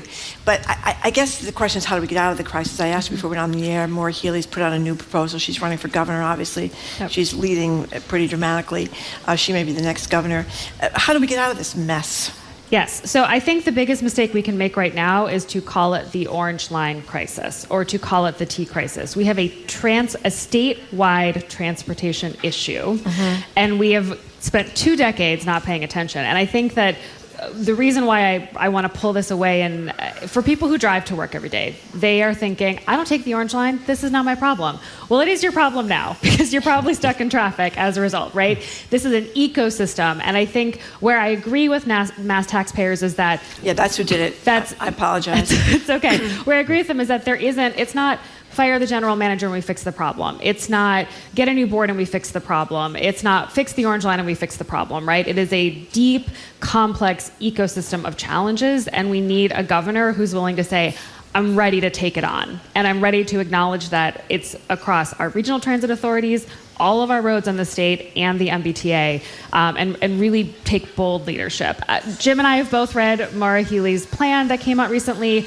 I was pleasantly surprised. I, of course, loved the support for low-income fares and statewide free buses. I think that's a great move in terms of equity, a desire to improve governance, and a desire to invest. Of course, I always want more details, but I think again, the theme for me today is optimism, so I'm going to turn to Jim and Jared where we have our pessimist corner. Yeah. I told you I turned around. Well, it's good to be a pessimist because it's a very rare thing that I'm disappointed. Right? That's right. Everything good is upside. The bar is very low. But to amplify Stacy a bit, the Healey plan's a good plan. I think we looked at what she said about fares and about regional rail. If we're serious in the comment, we all think that we're serious about saying we want clean air, we want to decarbonize everything, and including the transportation system. I say, okay, fine. How are we going to do that? And when we do that, what are the consequences of that, right? Well, one consequence, just common sense. Everybody owns an electric vehicle. Guess what the gas tax revenues are? They're zero. Right. They're zero. That's an $800+ million annual gap that no one wants to talk about, right? Every politician, every political leader on Beacon Hill wants to talk about decarbonizing, but they don't want to talk about how to fill the $800 million gap. You got to do that, right? In the same context, we face a post-pandemic loss of transit ridership that I think is recovering and will recover. But the T, like many transit agencies, relied on fare revenues for a third of its entire budget. That's unsustainable. So whether we like it or not, we need to have a conversation with the new governor and the legislature about changing the way we fund these things, right? If public transit is a public good, and I think we believe it is, then we need to treat it like that. And we're not going to be able to use pre-pandemic financing mechanisms, like a third of the budget coming from fares, reliably anymore. And we need to start thinking now about what happens to that over $750 million gap that will happen when we successfully electrify it. Well, speaking of electric vehicles, maybe we move on from the T now, because a lot of us are very excited about the prospect of electric cars. But I read this story from the Globe that basically said the state is very fuzzy on when we're going to be able to get these rebates. The feds have been much more definitive, and we're kind of floating around here in Massachusetts to find out when. There's not a timeline for help. So why not? Well, I'll jump in and say, and I know Jim and I have, I think, slightly different views on electric vehicles. We're fuzzy on a lot of rebate programs right now, and I think that that's a problem. I think it's good that we are seeing more money, that there are rebates for used vehicles, which is actually where 2/3 of the buying market happens. I think that we should expect more clarity by the end of the year out of this program. Having said that, these are still very expensive cars. Right. And to me, the way that we're going to move people to an electrified system is to actually give them walking, biking, and public transit options first, make it possible for families to reduce the number of cars that they own, and then they can invest in one great electric vehicle. And so to me, this is one piece of a much larger electrification strategy the state needs to get smart about. One of the things, too, I'd like to remind people, whatever the subsidy ends up being, it's public money, right? Now think about who's going to get the publicly funded subsidies, especially in the early years. Mostly people who are white or wealthier who live in suburbs, right? Because they can afford the more expensive vehicle. Afford the more expensive vehicle. Mm-hmm. Where's the subsidy equity? I haven't heard a lot of discussion about it. I say for every $1 that goes to Weston or Wellesley or Dover on a EV subsidy, $1 should go to Chelsea and Everett and East Boston, where people can't afford to own cars, let alone an EV, or choose to take transit, right? So if we're serious about equity, We need to have a serious conversation about subsidy equity. It's not happening yet. Isn't it in the federal bill, not in the state bill? I thought it was in the federal bill on the rebates for electric cars. It does. Had income limitations. Yes, it does. But what I'm saying is when the state of Massachusetts uses our money to subsidize people, I'm all for giving someone a subsidy to encourage them to do an EV. I'm just saying, what about the person who can't afford a car? Where's their public subsidy? Yeah. And the answer is no one's talking about it. So we need to do that. And we need, as Stacy points out, a decarbonization plan that includes mode shift, meaning getting people out of cars and onto transit and rail, as much as getting them into an EV. Because if everyone's driving an EV, there's still traffic congestion. EVs still put out a lot of pollutants that hurt people, called particulate matter pollutants, right? That's not solved. And we make some kind of really poor land use choices when we hand over the public realm to vehicles, whether they're electric or not. So we're fortunate to live in a place where we can invest in better transit and rail and new protected cycling lanes. Let's do it. Let's lead in this area and not have to always play catch up.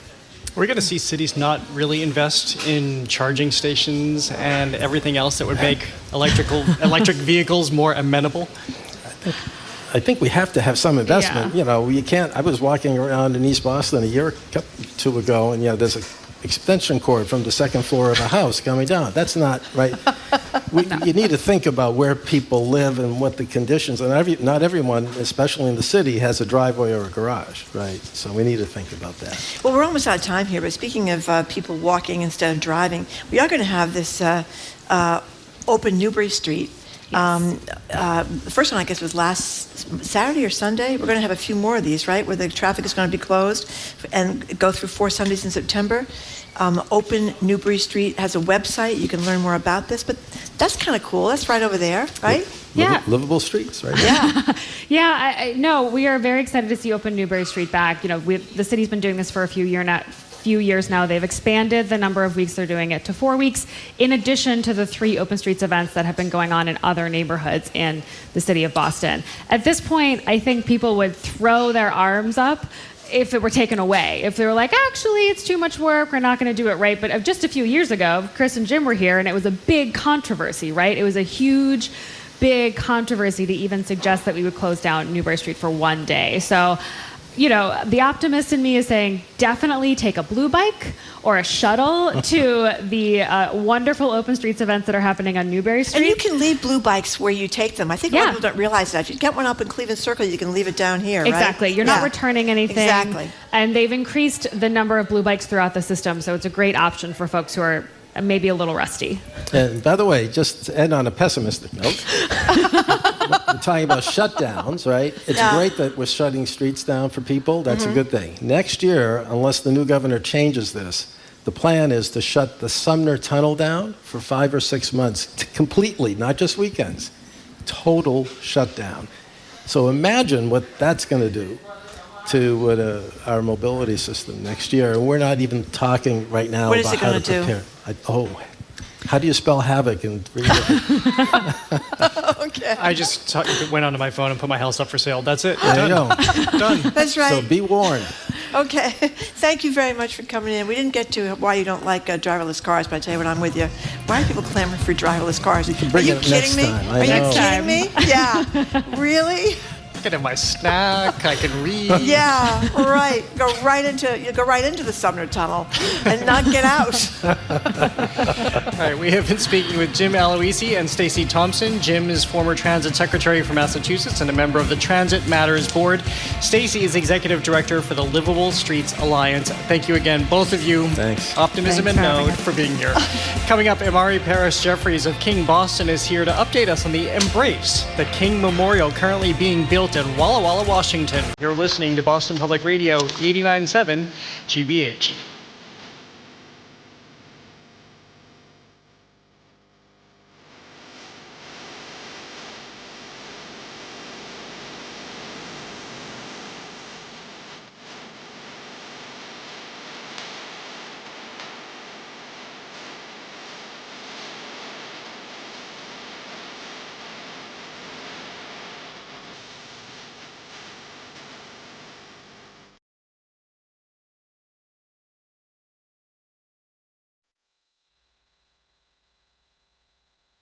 From the GBH Newsroom, Priced Out, the fight for housing in Massachusetts. So far, we've shared stories from across the state about the housing crisis and the people impacted. But now, we want to have a conversation about solutions. Join us this afternoon at 2 for a sit-down with housing policy experts at the GBH studio in the Copley Square BPL. Or join the live stream at youtube.com/GBH News. Support for our programs comes from you and the Office of the Massachusetts State Treasurer. The Unclaimed Property Division is holding unclaimed funds for the citizens and businesses of the Commonwealth. You can see if you have unclaimed money at findmassmoney.com. And Trinity Rep, presenting The Inheritance, Part 1, the story of 3 generations of gay men in New York attempting to forge their future. This 2-part drama is on stage through November 5th. TrinityRep.com.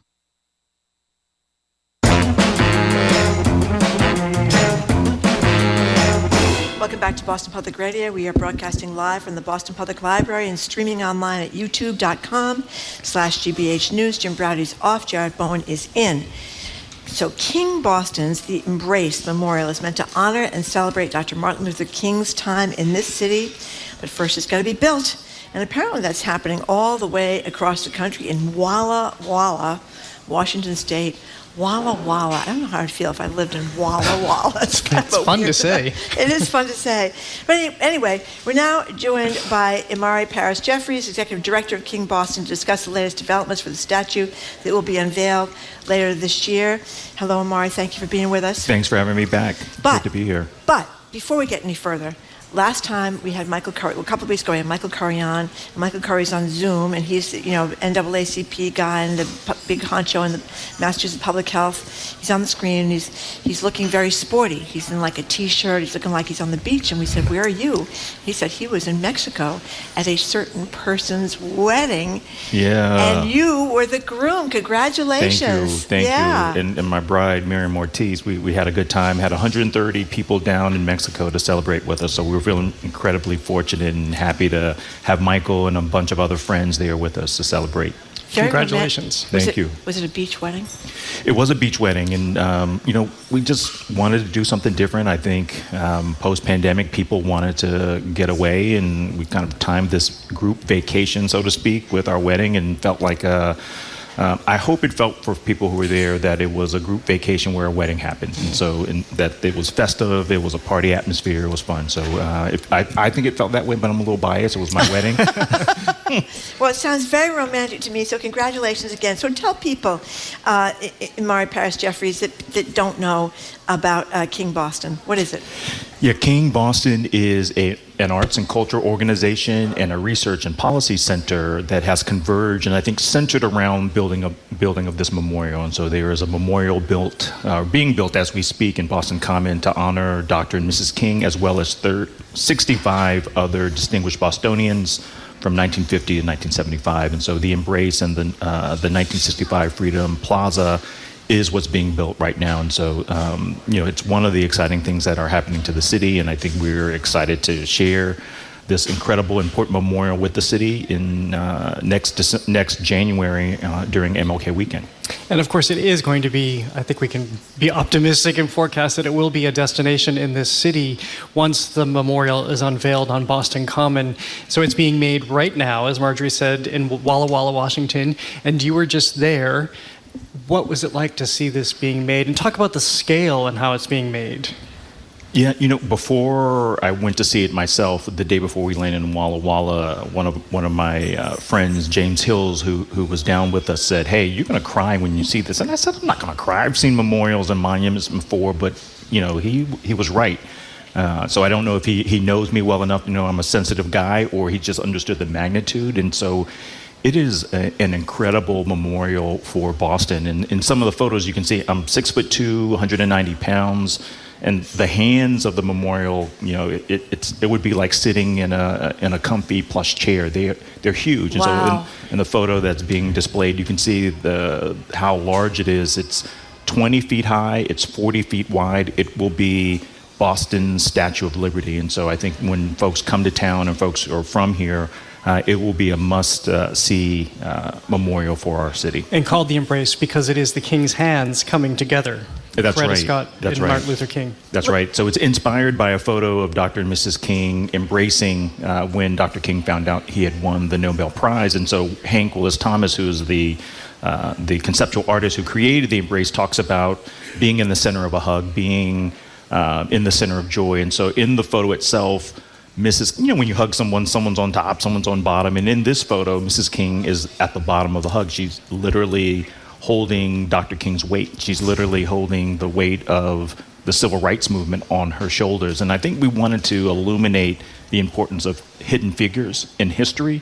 And Mrs. King was a hidden figure in plain sight. And so we don't really talk about her. We don't really talk about how she continued his work after Dr. King was assassinated. And so this memorial is to honor both of them, their time in Boston, their family's origin story started here. They met as college students. And so we felt like it was appropriate to honor both of them with this memorial here in our city. And if you were close to Dr. and Mrs. King, Coretta King, you would recognize their hands. The picture, the sculpting looks like their hands. It does look. It looks like their hands, and I think the amazing part of conceptual art, you can imagine that those are your hands too. I think post or during the pandemic, we wanted to be with friends, we wanted to be with family. I think my wedding was an example to me of folks wanting to be in community with me, people who I know and love. And so we can imagine, and we can all imagine that those are our hands wrapping around our loved ones. We could stand in the middle of the hug and imagine folks wrapping their arms around us. And so we wanted it to be open to interpretation, open to imagination. We wanted to honor Dr. and Mrs. King, but we also wanted to honor our own contributions and our own survival during the pandemic and Boston's resilience and survival. And so it's a memorial to all of us as well as the Kings. One of my favorite things to talk about is the artistic process. And of course, this is all designed and it's going into production now, but there's always change as it comes together and you see it and you experience emotion that you just talked about. What is this different for you now? You know, it's like a dream come true because it was only images, it was only imagination, and to be a part of it, right? This is all of our memorial. The folks, the craftsmen who are laying the bricks are the same craftspeople who are laying the bricks or laid the bricks for the Boston Marathon bombing memorial. The stone is purchased by the folks who are building the Obama Library, but also the folks who have taken down the Confederate memorials across the country. The bronze is in Walla Walla, Washington, and two of the premier foundries in the country. One is in New York, the other one's in Walla Walla. The craftsmen are people of color, and so they have a whole team of craftsmen, artisans of color who are creating this memorial, as well as the thousands of folks who've contributed their time, talent, and treasure to vote for who they wanted and how they wanted this memorial to look, for folks who've come down and decided where they wanted to put the memorial, for those who donate their money and their time. And so this is truly Boston's memorial. And the reason it's in Walla Walla, as you said before, has to do with the size of these foundries. Yes. And I'm going to date myself. I'm 49. I remember growing up, you call it 800 number and buy records, and it was 1-800 Walla Walla, Washington, and that's where they were being sent from. So in my mind, like vinyl records. Vinyl records back when in the 80s, the 90s. I don't know if you remember that. They were always like these mail order things, and they were being shipped from Walla Walla, Washington. Yeah. And so another fun fact: Walla Walla has over 250 wineries. So Drew Bledsoe's winery is in Walla Walla. And so I didn't know that. I had no idea what to expect from Walla Walla. I thought it would be some desolate towns. But if you can imagine, downtown Walla Walla reminded me of Harvard Square meets Newberry Street, surrounded by wineries with a metal refinery. So it is actually a vacation location. I mean, I didn't think that I would want to go back to Walla Walla for a vacation, but I would recommend it. So let's come back here to Boston now. So that's happening. The production of the Embrace is happening there. But of course, there's a whole element of the site and how that's constructed and very specifically designed here on Boston Common. What can we find there right now? Yeah, so you can see the stones being laid. Again, we got the stones from a stone quarry that also focuses on artisan stonework, and there's craftspeople. When you see a gargoyle on the side of a historic building and that needs to be repaired, So this stone quarry called Quora, they're the folks that you'd call to say, hey, we need this gargoyle fix, or we need this corner fix. And so they focus on a lot of historic preservation, but also monuments and memorial. And so that stone was purchased there, and it's being placed as we speak. It's about 3 stones that are washed in different qualities. One's like fire branded, the other one is like softly washed, the other one is pressure treated. And so it looks like a quilted pattern. And so part of what makes Boston unique is the influx of communities, languages, tastes, people in our city. And so this idea of a quilt rooted in the African American quilting tradition is part of the 1965 Freedom Rally Plaza. The part of the Boston's diverse neighborhoods is a part of this quilting pattern, building this beloved community. And so that is on the common right now. You also see 65 plaques. And so we want to ensure that the other leaders in Boston, Boston just didn't get on the map because the Kings arrived. There were leaders who were here before the Kings. There were leaders who were here after the Kings. And so we had this open process. We had voting stations in the library, City Hall, online, ad in the Bay State Banner. People voted for these 65 distinguished Bostonians from 1950 to 1965. And so you'll also see their names articulated on the plaza. That is so. They're down there now. They're down there now, so don't tell anybody. I guess I'm on the radio, but if we could organize a time for the 3 of us to go down there to see it, it's quite an amazing thing to see. And what we're also doing is working with this other company called Art Processors. They did the Legacy Museum down in Montgomery, Alabama, the African American Music Museum in Nashville. They did the 9/11 Museum, and so we're creating an eyes up digital experience. And so you can walk on the plaza, hear the stories of these folks. In version 5, if you can remember Pokemon Go, you could hold your phone up and you could see images or other things would pop up. And so there's a digital experience that corresponds with the Embrace. Version 1 will be out when we unveil the Embrace next year. This is an incredible, the care and where you're sourcing all this stuff. I mean, this is really right down to every detail planned out. I think we wanted to source everything in country as best as we could. And I think there are a lot of artists who work in unconventional ways, work with big stone, work with bronze, work with other precious materials that we don't think about when we think about artists. And we want to make sure that we included them in this process. Even the fence wrapping, we commissioned 5 artists. So there's photography, there's other digital media that's wrapped around the fence. So it's art on top of art on top of art. Local artists who are... Local artists. Did they have a charge in terms of, because basically there's an exhibition right now of their work on Boston Common. Yes. Was there a charge of what they were to come up with, or is it just what they presented to you from these local neighborhoods? Well, one of our team members, Camila De La Vega, was in charge of this project, and her conception for them, their charge was them to imagine Boston where everyone is included. What's their interpretation of that?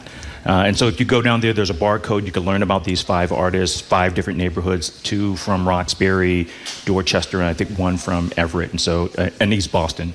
So those are the neighborhoods. So Everett's not Boston, but greater Boston. So we wanted to be as inclusive as possible with this piece. So what's the time frame? Well, we imagine that the Embrace will arrive in big trucks right after Thanksgiving, probably 8 to 10 large pieces. So the plaza will be done before that. And so we can visit that anytime. And they said that it was going to take roughly 2 weeks. And so the team from Walla Walla is actually flying out to also install it and weld it together. And so it should be done by the 2nd week of December, with the national unveiling MLK weekend, the 13th of January. This has been pretty fast. It feels fast. It feels fast. It's overwhelmingly fast, and I think we want to open it up for the city and the public on the 13th, but also celebrate in a festive way. And so we also plan a party on the Sunday of MLK weekend to celebrate this opening of a new era in our city.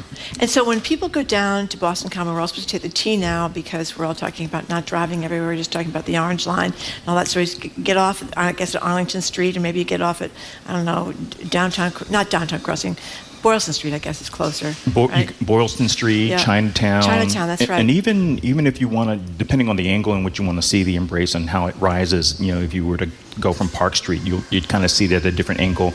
There'll be 3 pathways in which you can enter the Embrace. And so it's there also includes a quote wall. And again, we wanted to think about Mrs. King's importance in the movement. And so, Dr. King was a time machine of inspirational quotes, anything that you want to talk about. If you typed in Dr. King quote on Valentine's Day, something would pop up, or something attributed to what he might say. And so we wanted to make sure that we had a quote by Mrs. King that really talked about embracing, that talked about love, that talked about community. And so there's a quote by Mrs. King on the quote wall in the 1965 Freedom Plaza. This probably is not appropriate for a memorial, but one of my favorite quotes from her, it's not a quote, but it's something she said in one of the books that I read about how she had an initial date with Dr. King, and she thought it was too short. She said, and she wasn't really interested, but then she said, the voice began to get her, and then that was it. She was over the top. But I thought that was pretty funny, because she was at the conservatory then, right? When they met her. I think my wife might think that of me. She's like, I didn't think this Imari guy, he's like kind of goofy, a little awkward, and like started talking. So I said yes, and finally talked my way into her marrying me. But tell people who don't know about the story of Coretta King in Boston, being a musician, coming here to study music. Yeah, and so different walks of life. Mrs. King was more from a humble background, and so she worked while she was up here, including as a house servant. And Dr. King came from a middle class family. He came here with a vehicle, and so if you can imagine a black man in the 1950s as a college student with their own car. And so it was a different circumstances. And so 16 months after they were set up on a date, they were married. And so, I would say it's whirlwind, right? And so they fell in love quickly. And so I think maybe, his first impression wasn't so great, but he made a great second impression. And so, the rest is history. And I think their origin story started in Boston. I think that's a special place. And when we think about the 375 students that are in higher education in Massachusetts today, in the 50s, it wasn't a place that was welcoming. It wasn't a place that was friendly. It wasn't a place that a black couple could thrive, or they didn't feel like they could thrive. But right now, there could be a Dr. and Mrs. King in a new employee at one of our life sciences organizations, or a part of the 375 students. And how does Boston imagine a place, a city, and a community where folks who are from Boston or folks who come to Boston for work or school can thrive? And I think that's our opportunity. The monument is part of it, but I think how we respond and engage with each other is another part. And I know artists often want to know that history very deeply as they literally shape a work. They really have to understand the people they're representing. Hank Willis Thomas, major, huge artist in the art world, of course, is doing this. I'm a big fan of his. People can see his work right now on view at the Harvard Art Museums right now, along with his mother, actually, nearly side by side. Have you had an opportunity to spend some time with him and understand what his thinking has been in this creation? I have, and Hank is, maybe he doesn't want me to say, but I think it's a public show the second week of September, so I'm going down to New York to be a part of that experience with him. And so he's creating a smaller version of the Embrace for New York folks to experience, or artists to experience there.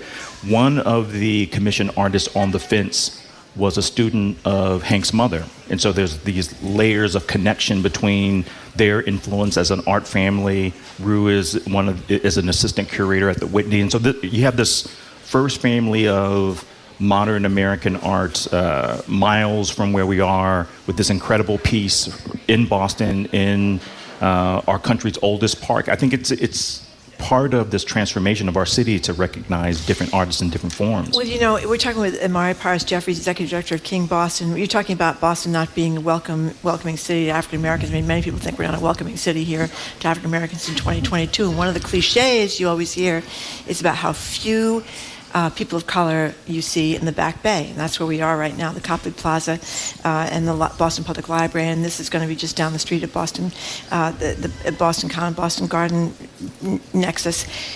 That's going to be a big change, because I think that is going to become a tourist attraction in Boston, focusing on an African American couple, and I think that's going to be a big change in Boston, because you don't in 2022 see many African Americans in the Back Bay of Boston. And I think that's right, and I think part of what I think the city, the Wu administration is doing with some of the open streets conversations and festivals, and our plans for the cultural center / museum in Roxbury, is to say, hey, there's a bigger Boston than Central Boston. There's a lot of wonderful architecture, a lot of wonderful sculptures and museums in Central Boston, But we also are a city of neighborhoods, and so we have to get folks who are not from Boston, because those are the ones that are having this impression of us as a city and a community, to get them in our neighborhoods and build the things in our neighborhoods that folks can see and experience and understand that we're more than just central Boston. It is an important part of our country's history.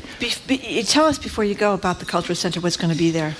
And so we imagine 31,000 square feet of art and artist space and a cultural space in Roxbury. And what we're really thinking about doing is how do we connect the Embrace Memorial and Boston Common to Roxbury, right? The original 1965 Freedom Rally corridor started in Roxbury and ended in Boston Common. And so to connect these two neighborhoods again, it's only 1.8 miles, but it could, might as well be millions of miles away. And I think there's better bridges that we can do with an art trail, with the art processors work to connect the art along the corridor to Roxbury from downtown and vice versa. And so that's a part of our plan. We hope to hear if we won the bid next week or two. And if big. If we do, I hope you'll have me back and I can share some details on the next part of our work. What do you know? Do you think the Orange Line will be back running by the time the Cultural Center's open? I'm not sure. No. Only kidding. And it'll be right across the street from the Orange Line, but that might not do us any good. No. We're trying to be optimistic here. We're trying to be optimistic that it's really going to be a big change in 30 days. I guess we shall see, right? Yeah, knock on wood, knock on wood. We're hopeful. Well, thank you so much for being with us. We appreciate the check-in. Yeah, congratulations. And I'm so glad it's so romantic, a beach wedding. I think that's lovely. Thank you. Very nice. You. I'm sun-kissed, and so I'm glowing from the love in the community and back here. And thank you for having me. It's always a pleasure to be with you both. Thank you. We're thrilled to have you here, and congratulations. And please tell your bride we say congratulations to her as well. Thank you. Thank you. We have been speaking with Imari Jeffries, Executive Director of King Boston. Up next, we'll hear from GBH's Stephanie Leydon and Ellen Shachter, Director of Somerville's Housing Stability Office, on the latest reporting from our newsroom about the state's housing crisis. You're listening to Boston Public Radio.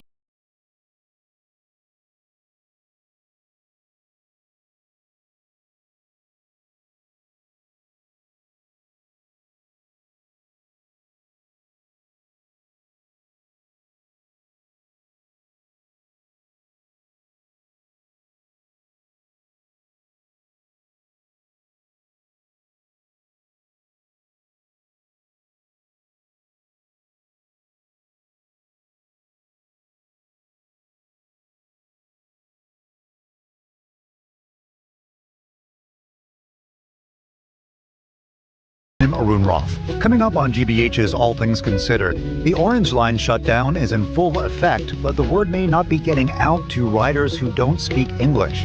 Boston Mayor Michelle Wu is giving an update on voting options ahead of next month's primaries, and the state is naming its finalists for Higher Ed Commissioner. Those stories and all the day's news starting at 4 on GBH's All Things Considered.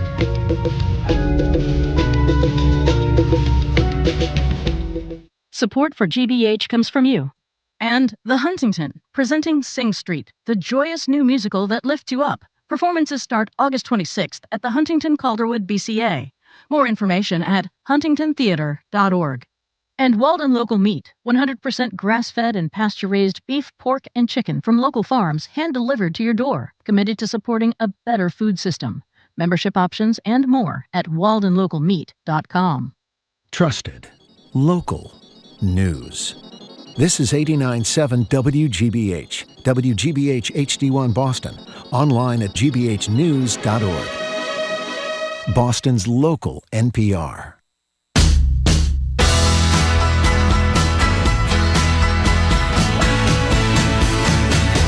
Welcome back to Boston Public Radio. We are broadcasting live from the Boston Public Library as we do every Tuesday and every Friday, and we are streaming online at youtube.com, GBH News, Jared Bowen in for Jim Browdy. So, everybody knows the state is facing a terrible, terrible housing crisis. People are bidding over asking price for rental apartments. Communities that were once considered affordable are now unsustainable for long-term residents. In short, people are being priced out. We're joined now by GBH Director of Special Projects, Stephanie Leydon, and Somerville's Director of Housing Stability, Ellen Shachter, to tell us more. They are here ahead of a special event at the library right after our show, right here, 2 o'clock. We're going to fly out of here, Jared, and they're going to take over. It's called Priced Out, The Fight for Housing, Your Questions Answered. That starts, as I said, exactly here at 2 o'clock at the Boston Public Library. It will also be streamed on youtube.com, GBH News. Stephanie and Ellen, thank you very much for being here. It was really upsetting to read all these stories in a row about the terrible mess people were in. Let's start with you, Stephanie. People are leaving town, or they're not coming here to work. I mean, the fact that we've become so overpriced is really threatening our economy going forward. Yeah, it's so interesting. I think the title of our reporting series, Priced Out, I think it impacts people at all levels, right? People who are trying to buy a house, people who are trying to find housing, young people, particularly impacted, but not just young people. A lot of these communities, what we have found, and the way we sort of started this project was by looking at the data. And when you look at the data, you see some of the biggest increases in home values have happened in communities that were once considered more affordable. Lynn, Revere, East Boston. I mean, these places have seen values go up more than 150%, in some cases more than 200% over the past 10 years. So it's impacting people at all levels. As Ellen well knows, we were just talking about that, and maybe that is a catalyst for change. Yeah, so Ellen, to bring you into this, I understand that, or we're seeing this across the country, but very much feeling it here in the Boston area about corporate landlords. Tell us who the corporate landlords are, how that's different from regular home sales or apartment leasing. Yeah, we've seen a real trend in a change of who's buying properties and who's holding properties. We've seen a big move towards corporate ownership, often LLCs. And what we've seen and what we know from the research is that corporate owners are far more likely to evict their tenants than local property owners. We've seen that play out in many ways. We're also seeing, of course, with hugely inflated sales prices. You talked a little bit about, what the factors are here.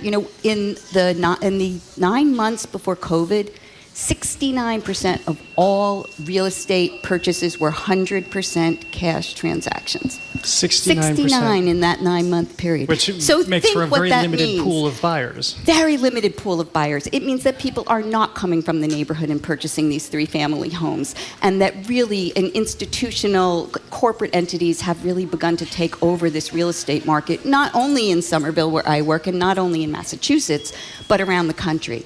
And this trend is really difficult for so many ways. It takes the personal relationships out of landlord-tenant relationships, and that gets really, really, really hard.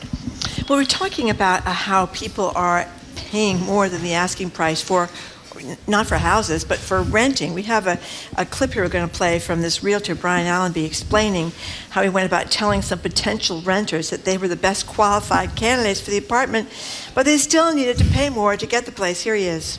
I said, here's the situation. I want to be fully transparent. I've got 3 applicants. 2 of them are qualified. You're the better qualified of the 2. However, the other qualified party is offering $100 more. What do you want to do?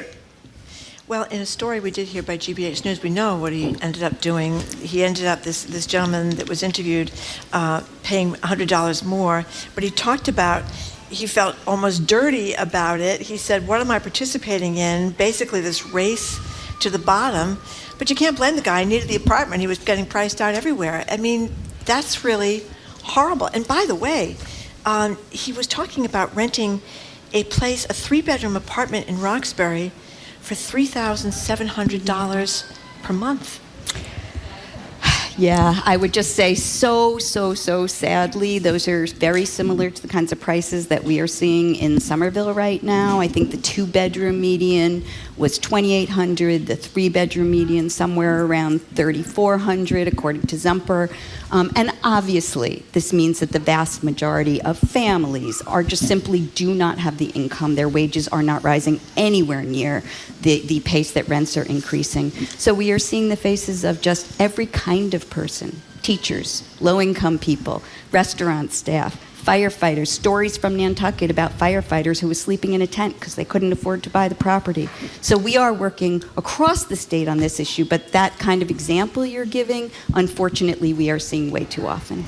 I can also add that in some of the communities where we've spent time, Lynn, East Boston, there's lots of new housing being built, but it is, to your point, not necessarily built for families. These are 1 and 2 bedroom homes. In East Boston, we discovered that enrollment at the local high school is actually down, presumably an indication that families are leaving because they can't find housing. They're being priced out, and then the new housing is just really not being built for families. I mean, as I looked at a lot of these stories, and this is always the history of a city, that you live here, if you're renting, you've been in your house for a really long time, you pay your rent on time, you have your job, you raise your family, you're doing all the things you're supposed to do, you're being good. And what happens when suddenly the rent goes up, or you have a corporation come in and buy the building and hike up the rent? What are these families facing when they're evicted? So, last week I met with a group of building tenants. They were Brazilian families that had lived in Somerville and in this particular house for quite a long time, both working, both had steady jobs, never had a problem with their tenancies. Overnight almost, they were faced with $1,000 rent increases. And I sat in that room with the new landlord and with the tenants, as I frequently do in these situations, and we thought about what happens, what falls apart when families end up losing their homes, their education, their health. They often have to leave jobs because they can't get to where they were employed. So the fallout from evictions is so great. And we see so many more families now. It's not just the lowest income of folks that are amongst us, although that is a critical and most vulnerable sector here. I want to be clear about that.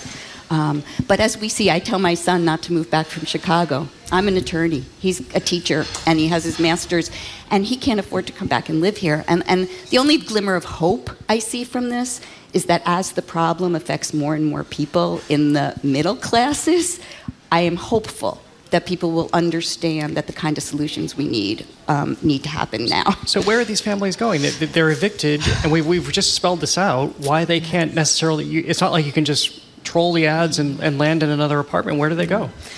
Well, first I would just say that we're lucky in Somerville to have a fair amount of resources, and we're fighting back. People are fighting back in Somerville. They're organizing, and they're saying, you know what? This landlord needs to understand that we're not just going to get out and leave. And if you want to know one piece of advice that I would say to your listenership, if they know somebody in this position, do not leave unless you have someplace to go. Because what I find is people are told they don't want a record of an eviction, and so they are told to leave, and they leave. But once they're gone, their temporary situation where they can stay on a couch for 2 weeks falls apart. And they find themselves in the situation of homelessness that they never anticipated in a million years. We're talking to Stephanie Leydon, reporter and director of special projects at GBH News, and Ellen Shachter, director of Somerville Office of Housing Stability, about the Priced Out GBH series and people not being able to afford their rent. Stephanie, tell us the story of the teacher, the preschool teacher in Weymouth, which you used to think was where you went when you couldn't afford Quincy, or is it vice versa? It was considered a fairly affordable place to live. I think, like many communities that have become quite expensive. But to Ellen's point, this is a woman who's a daycare teacher. She's, I think we'd call her part of the middle class, right? Not getting rich doing it, but a steady job, married, husband with a job, 2 children, always paid their rent. I think they'd lived in their apartment for, I believe it was 14 years. 14 years, yeah. And Liz Neisloss, she actually wrote to us, as many people have since we began this series. Our reporter Liz Neisloss, who will be joining us later at 2 o'clock today, went down and connected with her. And she tells a story of being at the Museum of Fine Arts with her daughter, sort of a day out, gets a call from her husband. There's an eviction notice in our mailbox. No fault eviction, because they hadn't done anything wrong. They always paid their rent. She starts looking for apartments, can't find a thing. Reached out to a community organization who gave them that advice that you just said, Ellen. Don't go anywhere. Don't, because you're going to make yourself homeless. She finally found a place, much smaller, much more expensive. She's moved there, and she's hopeful but not entirely confident that she'll be able to stay. She's like, how do I know that this, the next rent increase is going to be the one that pushes me out of this, not only this place, but also my community? And I think, Stephanie, right, that she ended up paying $600, and I just read this from your great series, but $650 extra each month for a significantly smaller unit, 2-bedroom for the 4 of them. Yeah. So we saw over the course of the pandemic what the bidding wars were like for buying homes, but I think large measure, thanks to you and our team here, Stephanie, at GBH, in the Priced Out series, we're starting to understand what this means for rentals, too. Something you would never think would happen, that you would overbid on the monthly rent you'd have to pay. But what's the scenario you're starting to see for people just looking for apartments? They're looking farther away, and that's, as we began reporting this series, we talked to a lot of experts and said, is there sort of a last holdout of affordability, or is there a place that's more deeply affected? And the answer was, throw a dart at the wall, because this is happening everywhere. So it's East Boston. You go up north to Lynn, it's happening. Go south to Brockton or Weymouth. Go west to Worcester. Go out to Springfield. Of course, it's cheaper in Worcester, right, than it is in Boston. But the pressures of Boston are being felt in places an hour outside of the city and more.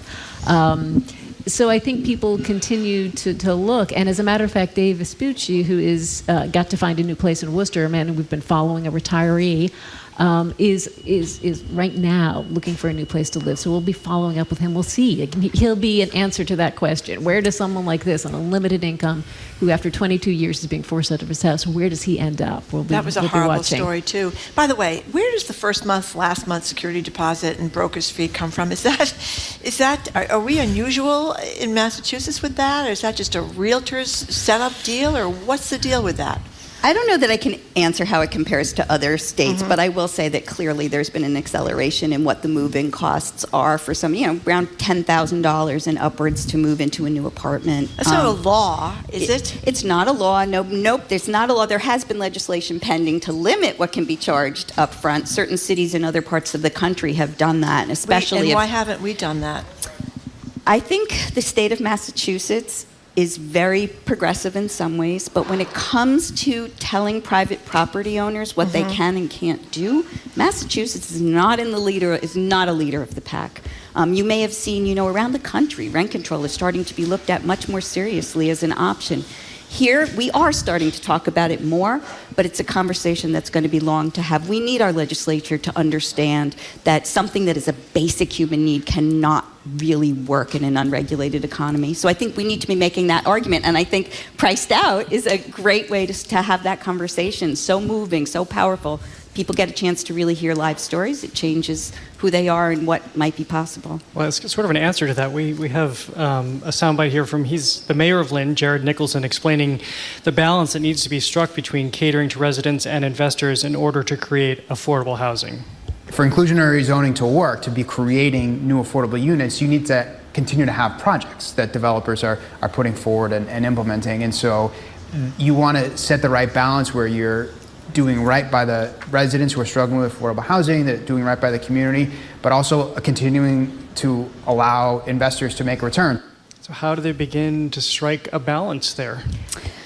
I think people in the housing community would say that inclusionary zoning is an incredibly important tool. And in Somerville, we have the strongest inclusionary zoning in the state. We have a 20% inclusionary requirement for buildings that are 5 or more units.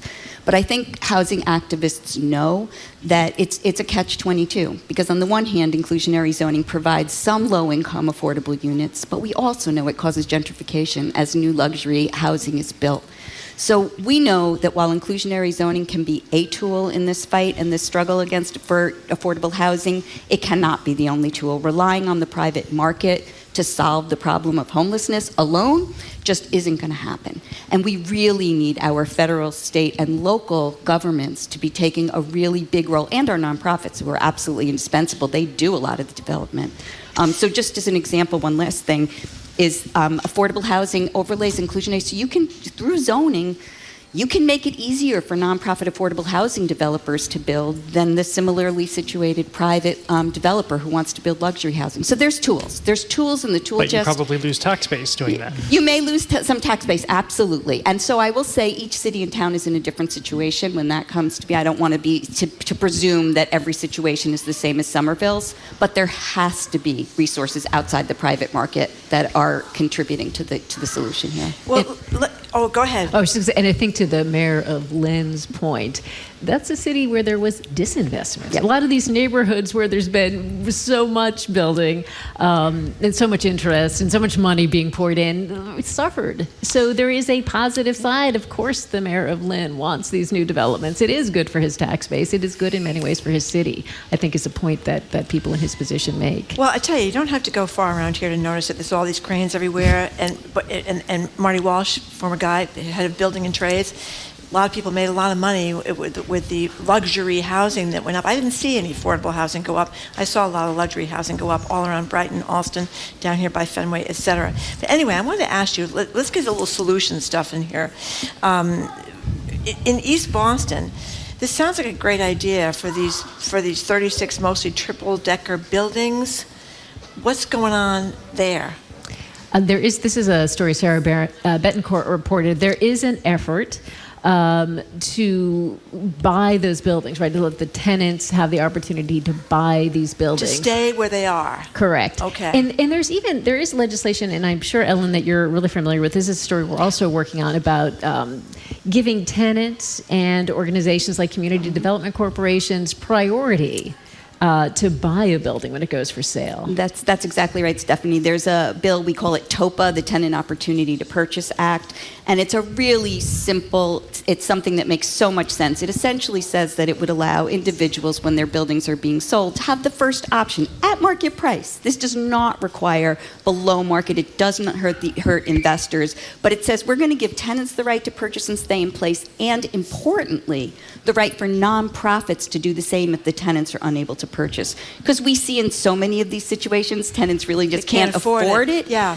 You know, but with these nonprofits coming in. So let's get the example. So you got 3 families in a triple-decker in East Boston, and the rent's going up, and they can't afford it, and the landlord owns it, and he can make a killing because prices have gone through the roof in East Boston.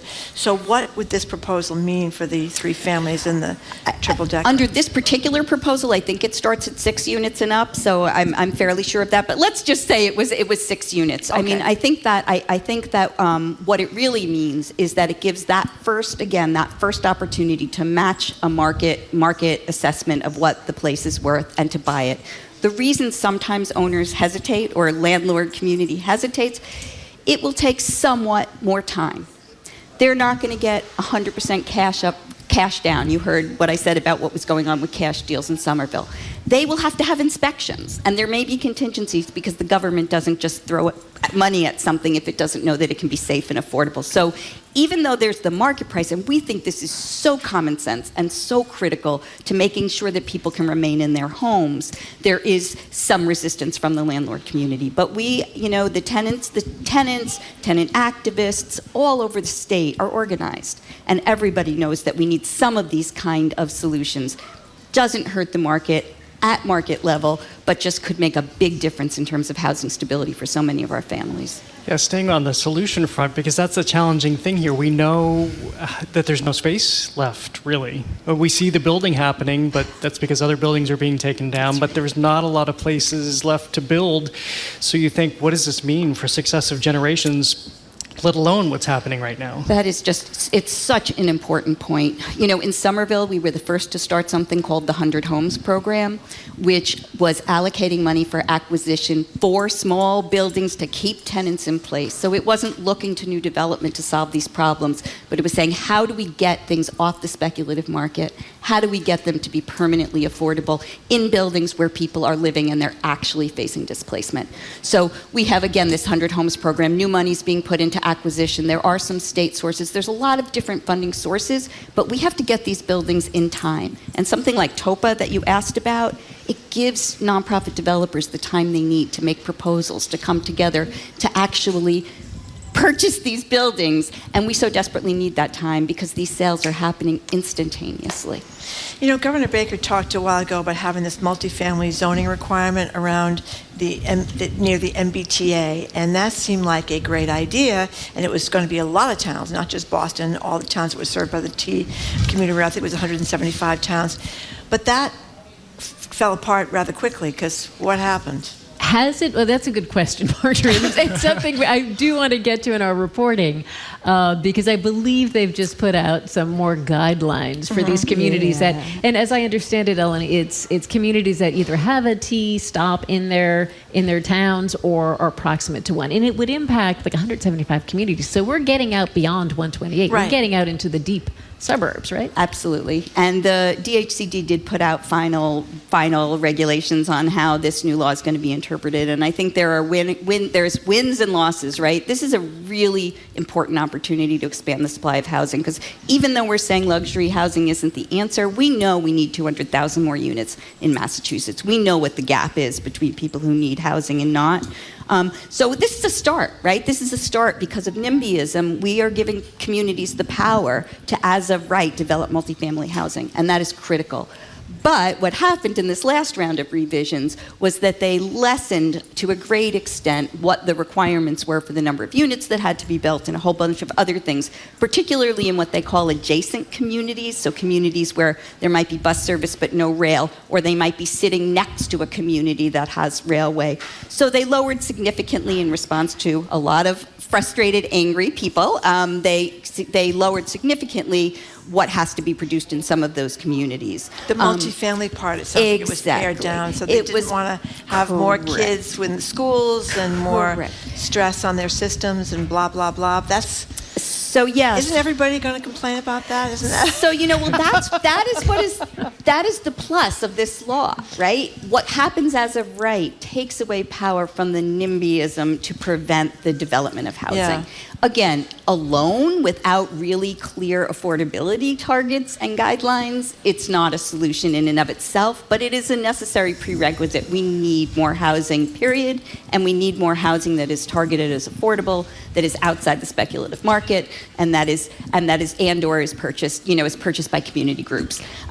But we need that housing. So it's a really exciting development, but there have been some retrenchment on how much will be required of these communities. And my question with it, Marjorie, is always, what's the consequence? If a town says, we don't want all this multifamily housing because our schools are already overcrowded, our sewer system is already at capacity, the roads are a mess, we can't really afford, which I think is the argument you hear. So what is, if a town just says, we don't want it, what is the consequence? What I do know is the consequences that are baked into the law. I have heard there's other ways to do enforcement that I'm not an expert on, but what we do know is that there's 3 types of funding, infrastructure funding, and I think Joe on our show will be able to tell you more of the specifics, but there's 3 types of state funding, what the state has said is, if you don't comply with this, you lose your opportunity for all those other kinds of funding.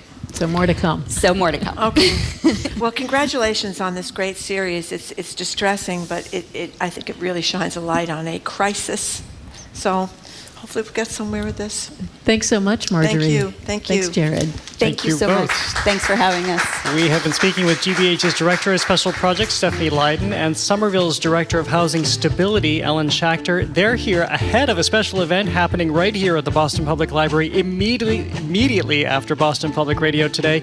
It's called Priced Out, The Fight for Housing, Your Questions Answered. Again, that starts right at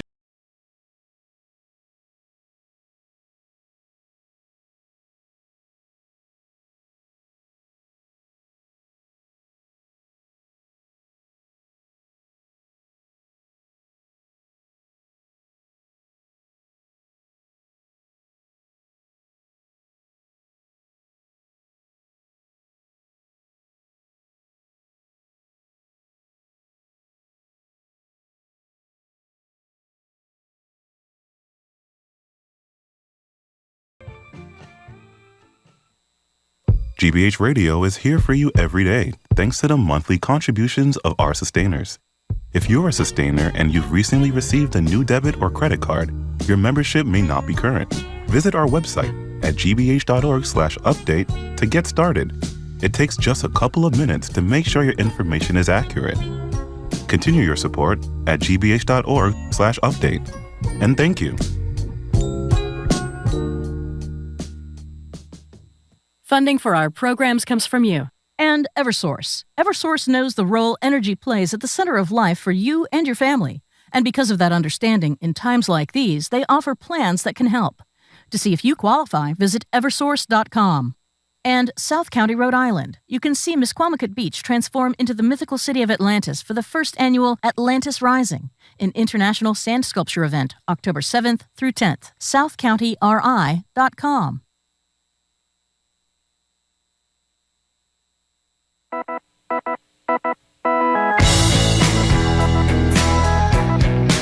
Welcome back to Boston Public Radio. Jared Bowens for Jim Brady. We are broadcasting live as we do every Tuesday and every Friday from the Boston Public Library, and we are streaming online at youtube.com/GBH News. So it is mid-August, the hottest days of summer. Not today. They may just be behind us. They could still be ahead of us, and we're about to transition to school after that and back to work. So what does that mean for our furry friends who are left behind? Dr. Virginia Stutzman ahead of us, and we're about to transition to school after that and back to work. So I think I heard myself speaking in repeat. Wow. I think we were taken over by the multiverse, Marjorie. Anyway, just as I was introducing Dr. Virginia Stutzman, who's back with us now on Zoom to take all your pet questions for another edition of Ask the Vet. She's a senior staff veterinarian at MSPCA's Angel Animal Medical Center, and we're thrilled to have her back again. Hello, doctor. Hi, well, thank you. And thank you for being here. Here's the number if you got questions about your pet. 877-301-8970. You can text us or you can call us, 877-301-8970. You can also tweet us at Boss Public Radio. So thank you very much for being here. We loved talking to you before and we love talking to you again. So tell us the big question. What about summertime and the furry friends? I mean, it has been really tough when we had this heat wave. Thank goodness today we've gotten some relief, but it's going to get hot again tomorrow and hotter on Thursday. So what are the big problems for cats, dogs, etc.? Good question. So there's two types of kind of problems that we see. One is our, we have our routines with our animals. So if you have an athletic dog and they're used to running, 3-5 miles, maybe even more a day with you, we need to give them a break on these hot days, or plan our exercise when you would be comfortable early in the morning.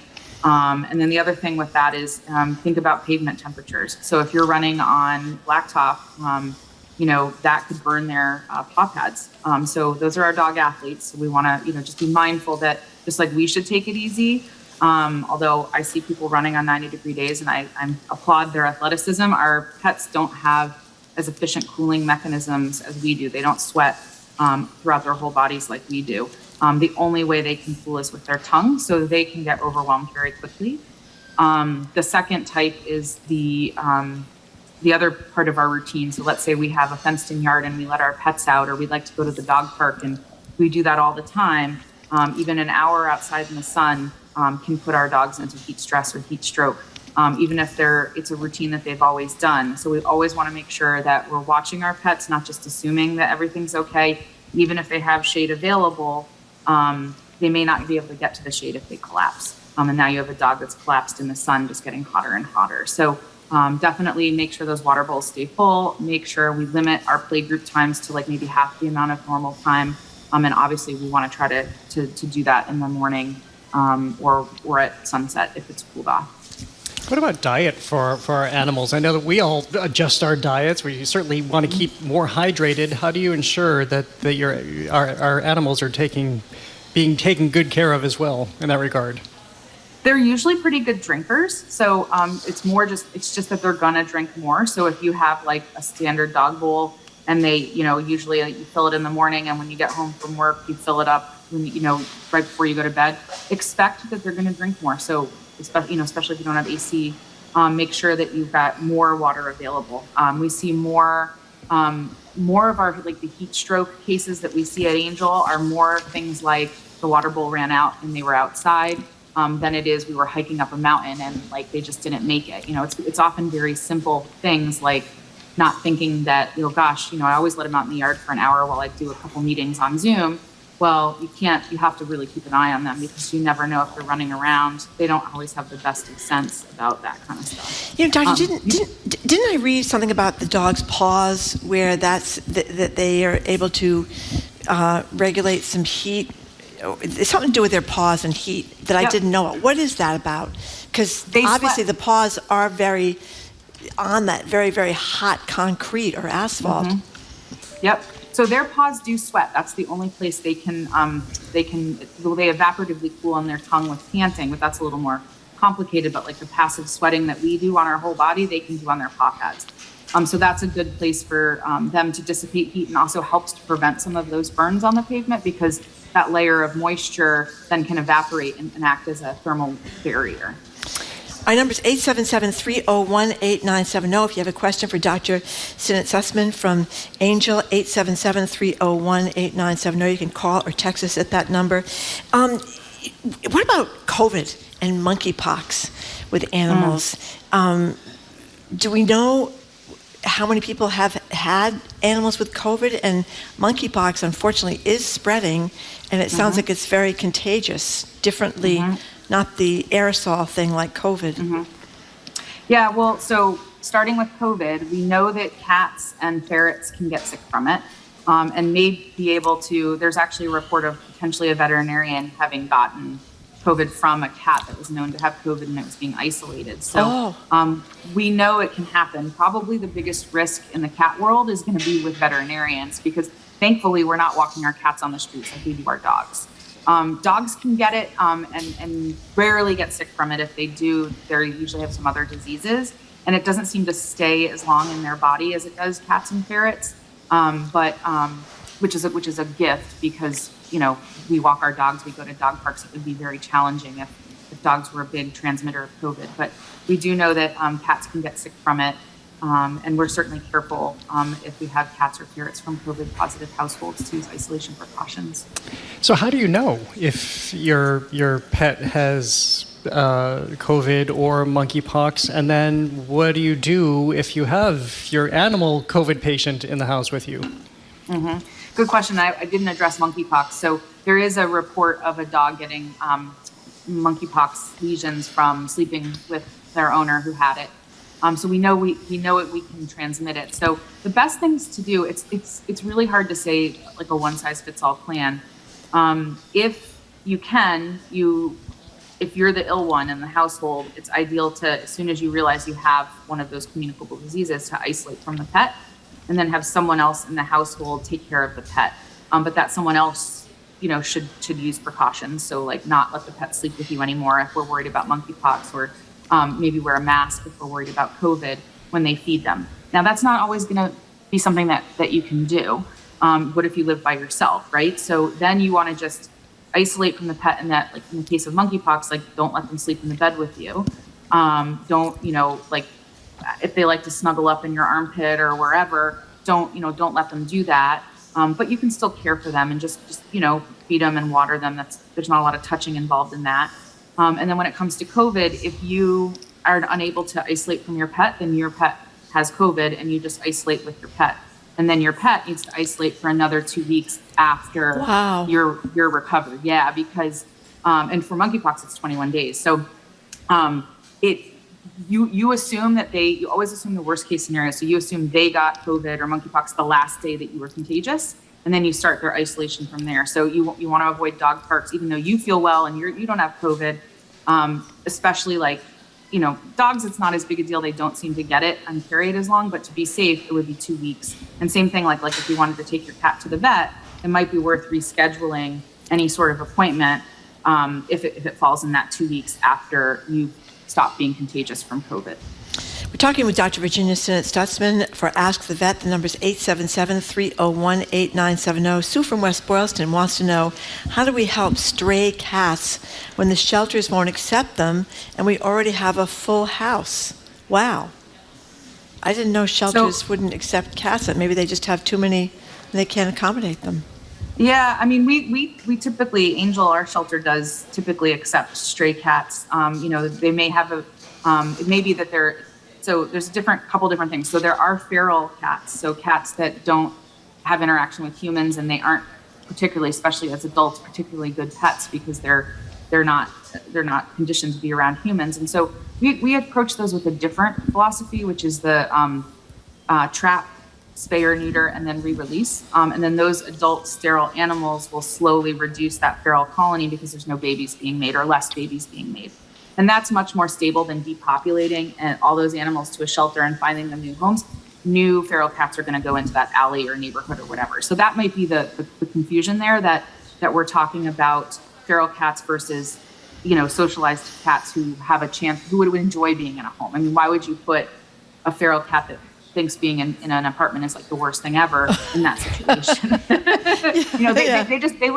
They were the kings and queens of the concrete jungle, and now they have to live in a box. Yeah. So we deal with them differently. Well, speaking of bad situations, how about this text question? My 1.5-year-old corgi is guarding any and all bones. Any tips on getting rid of that behavior? He growls and snaps aggressively if we approach him with a bone. Yeah, that's tough. So that's resource guarding or guarding behavior. So the first thing that you're going to want to do is unfortunately, I know we all love to give our dogs bones, but you're going to have to get rid of all of that resource. We want to stop that behavior as soon as possible. And then train them with, anytime they display appropriate behavior. So let's say you're giving him his food, you want to train animals to do a trick or for my case, I think the sit is the easiest one. So my dogs sit for everything. They sit for their food. They sit if they want to go outside. And so you teach them that you are the giver of the resource, so that there's nothing to guard, because if they want it, they're going to come and ask you for it. Yeah. So then once you get them, good with their food, you can introduce a lower value bone, something that maybe they've never guarded before, say a Kong filled with peanut butter. Those are those rubber, sort of. Love those. Yeah, they're great. They're great. Like little snowmen or something. Yeah. And fill that with something they've never seen before, and that they've never guarded, and then have them sit for that and let them have the treat, and then continue to praise them with the treat, an even higher value treat, maybe a piece of hot dog, as long as they're not resource guarding, as long as they're relaxed and comfortable. And then as soon as they aren't comfortable, you need a safe way to get the treat away from them. So maybe a broom or something like that. It's tough. It's tough stuff. And if it keeps happening, I'd definitely get in touch with a veterinary behaviorist. We have a strong behavior team at Angel, and they're also doing video consults too, so you don't even always have to come in. Oh, great. Which is awesome. That's worked out really well for them, and it's allowed them to help more animals. But when you start getting aggression of any kind, I get a behaviorist involved if I can't quickly fix it with removing the resource, and then teaching them that they have to ask me for the resource. Well, again, our number is 877-301-8970. Let's go to our first call. It's Jim in Rhode Island. Hi, Jim. Hi, how are you guys? Great, thanks. Hi, doctor. Nice to talk to you. Yeah, no problem. The problem I have, it's not really a problem, but my little dog, she's a Maltipoo. She's about maybe 10 pounds, and she's come down with diabetes. Aww. So we're currently treating her for that. Now she's developed serious cataracts where she can barely see, always bumping into things. Aww. Well, she had an episode Thursday. We took her to our vet. They said there wasn't much we could do. Take her over to Tufts. Took her to Tufts. Tufts couldn't take her because they were too busy. And then we ended up going down to Ocean State in Rhode Island. And they took her overnight. They said they did an ultrasound on her. They checked her out. They said her level was still off, so we have to start to increase her medicine. Insulin. Yeah, her insulin. And, keep checking it. So now she's at 4.5, and it's still not at the level where it should be. I mean, the question I'm trying to get to is how long would it take to get those levels where they should be? And what type of quality of life does the dog have? You know what I'm saying? Yeah. Thanks, Jim. That's a great question. You just brought up every kind of sticky wicket or thorn of treating diabetes. So number one, the cataracts, we can't prevent them in dogs. Unlike human beings who can say, I feel lightheaded. I need to drink some orange juice or something. My blood sugar's low. Dogs can't do that. And they can't regulate themselves. So we have to keep their blood sugars higher than we would humans, or they are more likely to go into a coma from low blood sugar because they can't tell anyone they need some juice or a kibble or whatever. So the cataracts happen because of that high sugar. So that's unfortunately a reality. There are things we can do. I mean, up to and including giving them an artificial lens, but sometimes just removing the lens to give them blurry vision is better than no vision. But if we're not correcting the cataracts, the blindness is unfortunately a sad but something they adapt well to fact of diabetes. As far as the blood sugars go, it does take, you become good friends with your internist or regular vet, whoever's managing that diabetes for you, because we can regulate them pretty well actually at home nowadays. At Angel, we're using implantable glucose monitors called Libres, where it's like a little button that we glue to the back of their shoulder that allows us to constantly monitor their sugar. And then we have you monitor it like 2 or 3 times a day, or 6 times a day for one day, or just, keep a record. And then we can look at that log and help regulate the insulin. But typically it takes a few adjustments to get there. It can take 3 or 4 months. And then once they hit a stable plateau, we still need to check, we may not need to do the little implantable device more than once a year, but we still need to check in with their other organs, because diabetes can have effects on the whole body. It can increase, your risk of infection, increase your risk for some other endocrine diseases like Cushing's disease. So we need to check their labs yearly. So diabetes is a kind of a high maintenance disease. And I'm going to just say hats off to you. Like, it's a lot of work to have a diabetic because you have to give them shots twice a day. So it's a hard disease to have a pet with. It would certainly be hard for me. Doctor, pretty much the caller Jim asked about the quality of life, and I think all of us who've had pets, sometimes you don't notice that things are really going south for the pet, but it's your pet, so you want to keep trying to fix the pet, and the pet's getting old. What do you do? I mean, I remember going to Angel actually with my elderly dog, and the vet said to me, "Dog's got a lot going on here," and she didn't want to say it's time to go, but that's what she was saying. Dog's got a lot going on here. So what should people do? I mean, because you've seen it, I'm sure, where people keep their pets alive much past when they should. What's your advice to people? It's a really good question. So the big thing I say, especially when we're dealing with end-of-life care. So diabetes is a little different because I think once you get your pet stable, they can have a good quality of life other than the blindness in dogs. Cats don't get blind. But when we're dealing with a lot of problems and and those problems are progressive, I always encourage people to make a list of your dogs or cats, like, 5 or 6, however long it is, because you make the list, their favorite activities. So playing with a specific toy, or going to getting excited when someone comes to the door, or playing with, liking to play fetch, eating food, just like they love to eat normally, eating a favorite treat, that kind of thing. Whatever it is, I don't be watching birds if it's a cat, at the bird feeder. As you start crossing things off that list, before you start crossing things off that list, ask yourself, one, is there a trapdoor thing? Like my cat was, when he stopped playing with his squishy soccer ball, that was it. It was time. Because I knew that was like, if he didn't want to do that, that was it. But also, how many things are you willing to scratch off that list and still call it a good quality of life? And I usually encourage that like at least half of them need to be going on every day to call it a good quality of life. Because I think it's easy to get tunnel vision. I know when my cat had lymphoma, someone sent me a picture of him right before he died. And I was like, what is this skinny cat? I didn't even see him that way. Yeah. And so having trusted friends who can speak truth to you is also helpful, and engaging them when you get a serious diagnosis with a pet and saying, like, if things aren't looking good and I'm not seeing it, please tell me, because it's you really don't. My personal experience is I did not see it until someone showed me a photo of how thin my cat had gotten. So that's something to think about. And it's always hard. It's always personal. And I always tell people, you just kind of know, there's a gut feeling. But if that doesn't happen, those lists. Yeah, that is a great suggestion. And by the way, you guys do a great job up there when it does time to put the dog down. You guys do a great job with your low lights and your couches and your treats and all this kind of stuff, and stay as long as you want. So thank you very much, Doctor. It's always great to talk to you. Appreciate all your advice. Yeah, happy to help.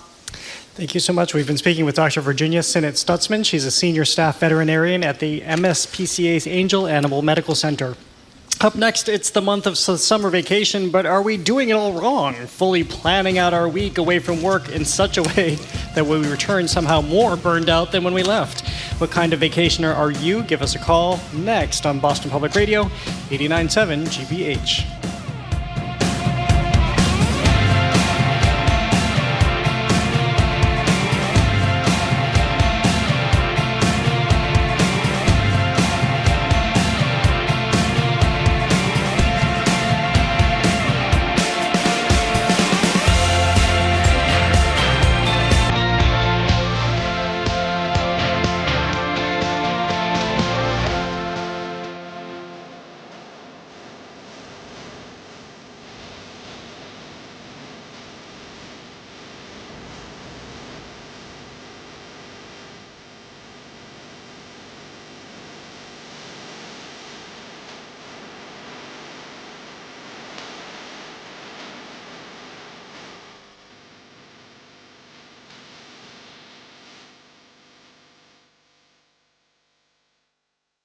The fight for reproductive justice is closely intertwined with disability justice. We need people that understand us in order to start really combating the gross negligence and ableism that we face. Centering people with disabilities in the work of the reproductive rights movement post-Roe.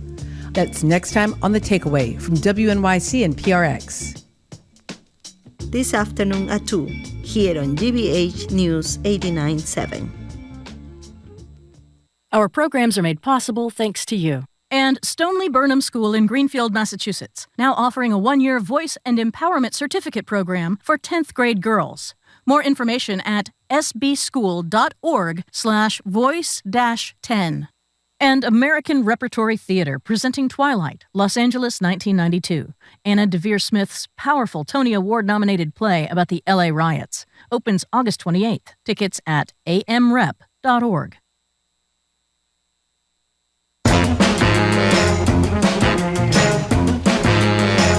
Welcome back to Boston Public Radio, live from the Boston Public Library and streaming at youtube.com/GBH News. So it is peak vacation time. As we know, Jim is out today, slithering around somewhere. We don't know where he's slithering. But are we actually vacationing wrong? Maybe we should all do some more slithering. Piece in the Washington Post by Damon Young posits, with our tightly scheduled itineraries and mapped out vacations, are we just making more work for ourselves, thereby eliminating the freeing aspect of a vacation, a lack of expectations? This guy Damon Young wants to do is he just wants to hang around for days, butt naked in a hotel room, eating scallops and binging TV. That's his idea of a great vacation. Why do you have to be butt naked to do those things? I'm not sure. Maybe he's a little kinky. I don't know, Damon Young, but that's what he said. And he talked about how he also likes to go to a desirable place, so I guess he gets a good view. But we want to hear from you. What do you think about this?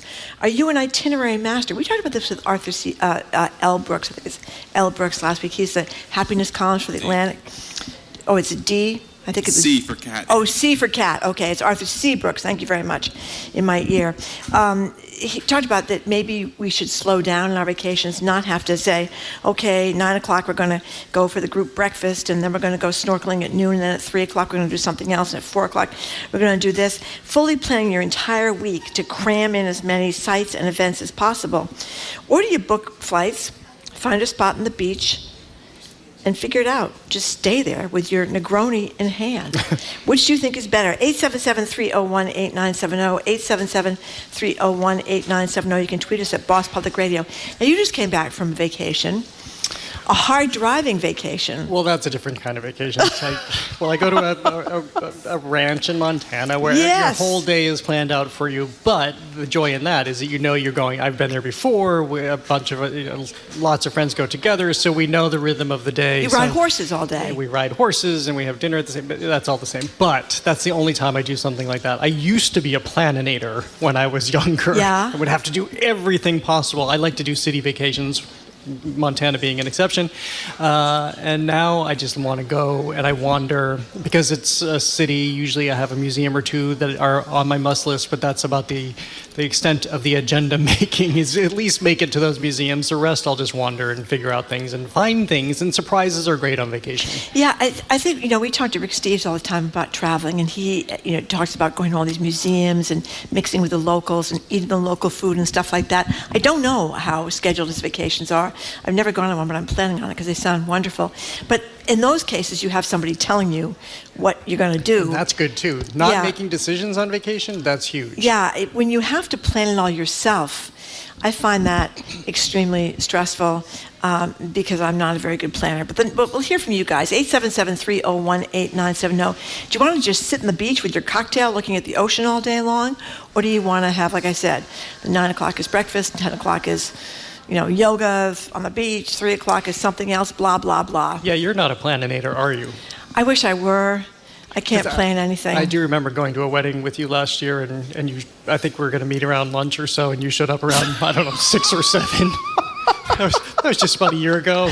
Yeah, I missed the whole first part of the wedding. We got a very, very late start. That was a tough one. Anyway, Nick from Chatham, what do you think? Hey there. Hi. So I'm someone who's definitely, as you say, a planinator. Yeah. However, I realized a few years back that it actually is in direct conflict with what I actually need out of a vacation, which was kind of hard to get to grips with, kind of to Jared's point. So normally what me and my family do, because my wife is much better about just getting up the door and, going to do a million different things. And I'm very much I need this downtime and I want to take this at a slower pace. So what we normally do is pick like one destination, and if we can walk to it, all the better. And then just use that time to find all the random things that we wouldn't normally have found in a guidebook, or especially when traveling with my son, who's 10, just sort of check in with him and see, like, you get to pick one thing today. What's the one thing you want to do?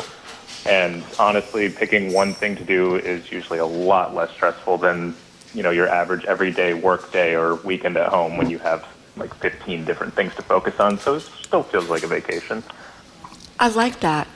Just one thing a day. That's perfect. Nick, I like that very much. Thank you for the call. 877-301-8970. Are you moving around frantically from place to place to place, or are you just sitting there doing nothing? Are your other vacations, do you like there to sit and do nothing when you're not out riding the range? Well, I'm not terrific at doing nothing, but I'm terrific at slowing down.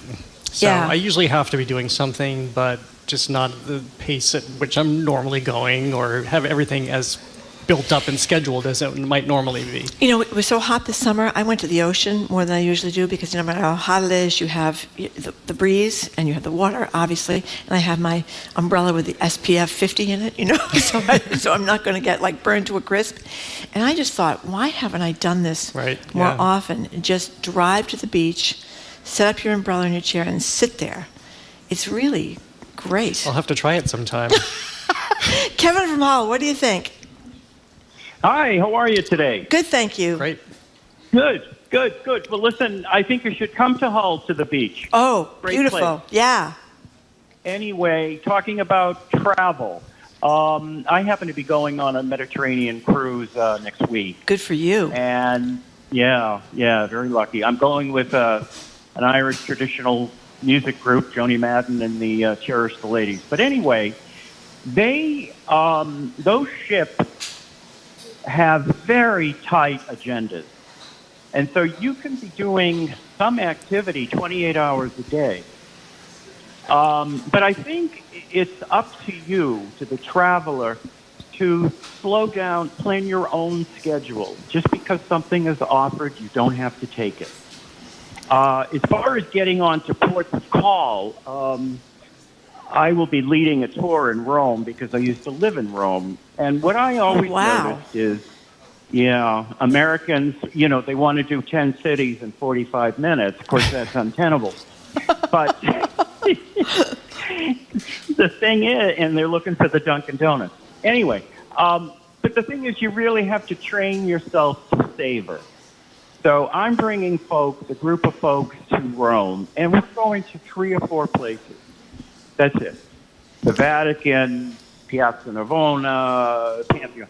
But we're going to just sit and be. That's how you learn about a place. And it's also how you learn about yourself. That was a very Zen call, Kevin. Savor and sit and be. Thank you very much. That's right. That's how you learn about yourself, Jared. Sitting and being. Sitting and savoring. Everybody who's going to Disney World, not sitting and savoring. How hilarious. We all know the families who that's the obligatory at some point. You have to take the family to Disney World where you've got your little wristband and you're racing from ride to ride and you have to be across the park in 20 minutes and then you have to race back across the park because you don't want to wait in line for 2.5 hours from Space Mountain. Yeah. And then the families come back and their hair is falling out and everybody's mad at each other. The kids aren't speaking to the parents. Yeah, I mean, that's awful. That's like when you go on a ski vacation. You know, the problem with the ski vacation is you have to get up and go skiing. You know, not me. Like, I'll just chill out at the lodge with the fire. Maybe I can sit still sometimes. Well, that's what I love is the après ski, or in my case, it's the before ski, where you let the kids go skiing, and you sit there with your book and the fireplace around me, because they always have these wonderful lodges, even in these crowded ski resorts. They have these wonderful lodges. Oh, people are asking where John King is today. Well, you know where John King is? He is on vacation, a well-deserved vacation. Scott in South Boston, what do you think? Hi, Scott. Well, I think it's all fine and dandy to, take a little bit of time off and relax. I finally convinced my wife into kind of getting away from the whole itinerary thing and trying to sit down and enjoy the time. But all of that goes out the window as soon as you have a kid, because it doesn't matter where your vacation is, Disneyland, Turks and Caicos, you're going to spend your time minding your little kid and making sure he doesn't hurt himself, he or she doesn't hurt himself, because it goes from relaxing to absolute hell as soon as you bring small children into the world. Well, so, Scott, maybe you could just Velcro them to the wall back in South Boston and go with your wife. What do you think? If only it was that easy.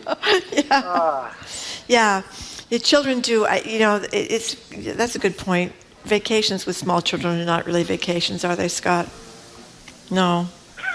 No. My favorite Norman Rockwell painting is the one where it's the two families, or it's the same family going to vacation and they're in a car and everybody's happy and they look cheery, and the second part is them returning and nobody looks happy. And bad things happen there. 877-301-8970. Linda from Warwick says, my daughter and I planned a hiking vacation to Utah where every minute of the day was accounted for. It took forever to plan the trip. Then the airline started to change their departure time, and we ended up canceling the vacation because it was too complicated. And all the plans they had made kind of went out the window because of the airline change. And then here's Amy from Foster, Rhode Island, who says, we have 4 kids, 14 and under, and I often feel like I need a vacation from my vacation after our vacation. Yeah, that's the problem with small children on trips. Yeah, we have somebody we know that took a small kid on a trip. I wonder if he had a terrible time. Kid was only like 2 or 3. Must have been horrible. Well, I'm thinking it was not as pleasant looking at his face right now. Diane from Boston, what do you think, Diane? I think vacationing should be partially planned and the rest serendipitous. Very good. Usually, if I travel with my kids when they were younger, they would each pick one must-see thing, like if we were in Italy, and then the rest was just get in the car and explore and get lost. It's a lot of fun. Diane, thank you. And those are the stories that you suggestion. Always come away with. Yeah. The things that go awry on vacation, like the flat tire I got when I was trying to treat my parents to a road trip. That was probably one of the things we most remember. Was the flat tire? Of course, it was the most stressful because that was the one time that was absolutely planned. We had to make a ferry. This was in Ireland, and then we got a flat tire because... Driving on the wrong side of the road? Driving on the wrong side of the road. Those narrow little roads. 10 minutes after I left the airport, I had a flat tire. Of course you did. It was terrible. I made it a terrible. little further. I made it to the Cliffs of Moher, and then leaving, I hit a curb. Yeah. Well, all those. Well, that's what you do because you're not used to driving on the 10 minutes correct side out of the road. airport. 10 minutes out of the airport. It was pretty bad. Yeah, it was pretty bad. But there was like a AAA version over there in where I was, and they came and they fixed the tire. In an hour. They came and fixed the car, and I was back on the road in an hour. Isn't that amazing? It's truly amazing. Yeah, Ireland is really gorgeous. It really is gorgeous. But someone just texted a little while ago about the staycation. Remember lots of people go on these staycations, and they just hang out at home, and they, as she puts it, have a low ponytail, lots of books, and PJs are great. I mean, that's true, to just do nothing around your house. The temptation is great. I disagree. To fix something up. You want to go somewhere. Yeah. Yeah. Being at home is not a vacation. Okay, all right, you're shut right down, texter, whatever you said. Jared says you don't know what you're talking about. Might work for them, not for me. Joni from Southborough, hi. Hi, it's Joanne. Oh, Joanne, I'm sorry. Okay. I was at a friend's place on Lake Winnipesaukee. Every year she invites a bunch of friends up. And so there were a bunch of friends. We were just relaxing. Nothing's on the schedule. Paddling, swimming, hanging out, playing board games. But the best thing was I stopped looking I brought my laptop only because I didn't want to leave it for certain reasons at home. But That's right. You never know what they're going to find on the laptop while you're gone, Joanne. Yeah. That's absolutely right. I didn't check. Well, it was. At any rate, I didn't check my email, my personal email. I didn't check my business emails like every 10 minutes. I looked like once a day, but it was so relaxing not to constantly be online. Yeah. And looking at emails. Yeah. So that's it. Yeah. I have a friend who was traveling in one of those, she and her partner bought one of those Airstream things, which are these nice, yeah. Yep. I don't know what you call them, vans or whatever that you drive around, and they're really nice inside. And she was at places in parts of her vacation where there was no service, not for cell phones or not for the computer. And she said it was the best time she'd had in years because she wasn't constantly getting alerts on her phone or worrying about who was texting her or looking online at night about the latest disastrous news. I'm very good about that too. By the way, road trips are a great vacation for not planning anything and just kind of seeing where things take you and talking to people in restaurants and seeing where they suggest. That's how I went to the Spam Museum in Austin, Minnesota, and saw the largest ball of twine. I think it was somewhere in Kansas. I mean, why would you ordinarily plan a trip to see the biggest ball of twine?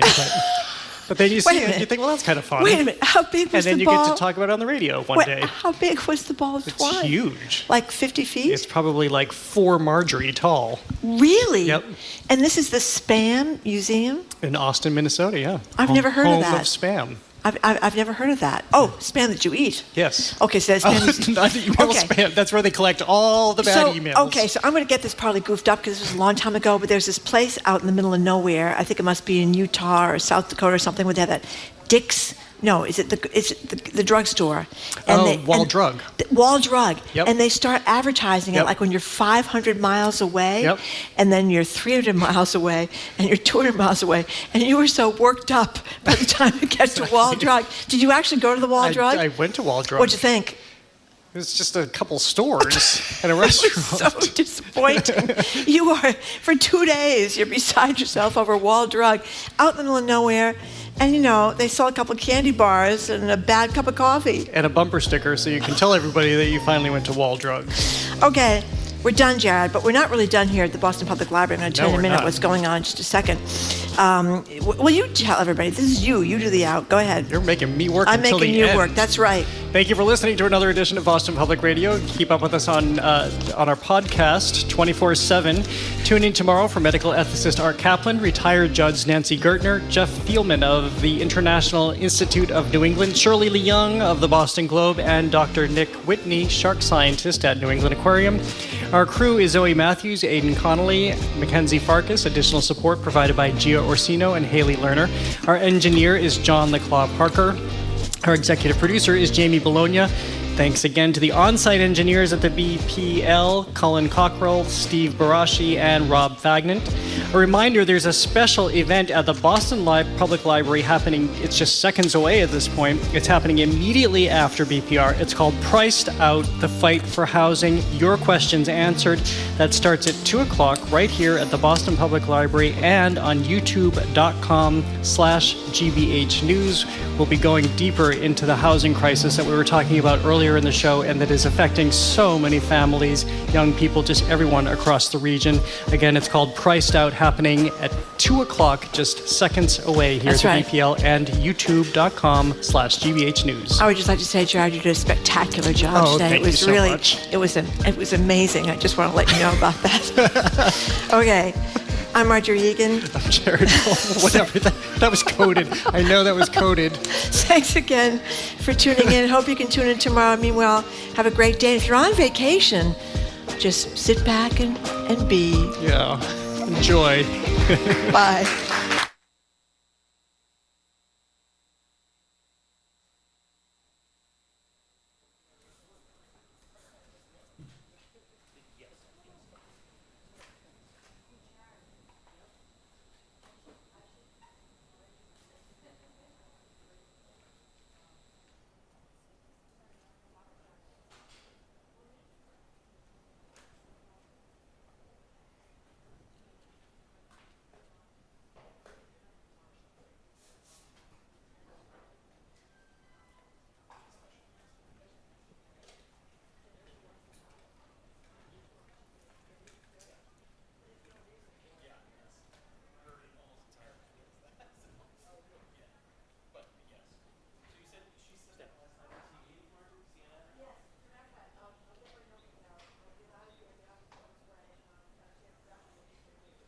Good afternoon. I'm Stephanie Leydon with GBH News, live here at the GBH News studios at the Boston Public Library in Copley Square. Thanks for joining us live here at the library and on our YouTube stream. We are getting ready for a special event this afternoon, Priced Out, the fight for housing in Massachusetts, your questions answered. This event is part of our reporting project looking at the high costs of housing, record high costs of housing, and the impact on people and communities in our area. We've been doing this reporting online at GBH News /Priced Out. And you can see all our stories there. And as our crew is getting ready for today's event, we'll be starting in about 10 to 15 minutes. We thought we would share some of our reporting. While you're joining us online or here at the library and you have questions, you can start thinking about those questions. You can put them in the chat on YouTube, and we'll be taking them here live at the library as well. We started our project by looking at the data. What was going on? What communities were we seeing the most sharpest increase in home values? And we found that some of those communities were some of the most affordable, previously affordable communities in the state. And one thing we learned in our reporting is that back in the 1980s, we were actually building more housing than we are now. And that is part of our first story, which kind of sets up the series, and I'd like to share that with you as we get ready for our event. So here's a look at the first piece that looks at the role of supply and the issue of affordable housing. Expensive housing is nothing new in Massachusetts. It does now seem that one of the major goals of the American dream, the ability of families young and old to own their own home, is seriously endangered by the continuing rise of housing costs. We're looking for the next half hour at the varieties of housing experience in and around Boston 1985. Local housing advocates have long warned that Massachusetts needs more development to meet the demands of first-time homebuyers. What's changed is how expensive housing has become. Not just in high-end suburbs, but also in communities once considered affordable. Right next to Logan Airport in East Boston, since 2011, the price of a single-family home skyrocketed 226%. The only neighborhood that I really know is East Boston. I think in a lot of things like, would I will be able to move to another place? Would I will be able to afford a higher rent? Like, would I be able to put food on my table? And it's not just Boston. Across the region and in every direction, homes in working-class neighborhoods are increasingly out of reach. To the north, in Lynn, single-family home values went up 157% since 2011. To the south, in Brockton, they're up 155%. And to the west, in Worcester, home values have risen 117%. Oh, the prices are outrageous. And so it just squeezes me right out, and I don't know. I don't know what to do next. That's going to be my next mission, to find out how I'm going to handle all this. Census data shows that across Massachusetts, about a quarter of all renters are paying half their income or more on rent. Communities that have traditionally and historically been more affordable and are largely communities of color, these are communities where the pressures are even more significant right now. So what's driving up the high cost of housing? There's just not enough of it.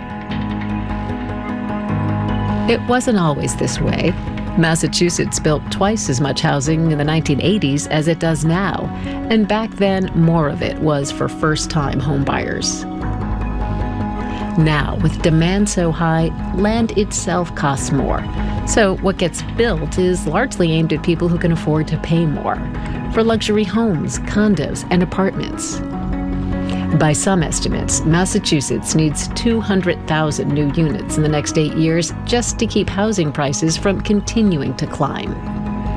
But advocates argue creating enough housing for everyone means more communities, including suburban ones, need to build more housing. We have communities in the greater Boston region that have a lot of multifamily housing, and then the majority of communities are essentially closed to multifamily construction. They just won't let apartments in. Even as a growing number of people are priced out.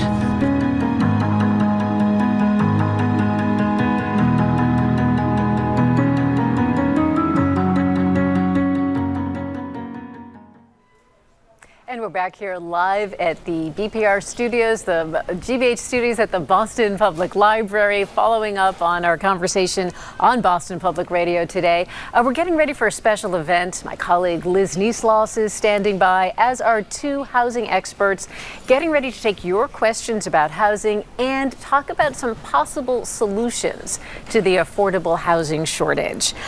We just looked at a piece that looked at the impact of supply on housing.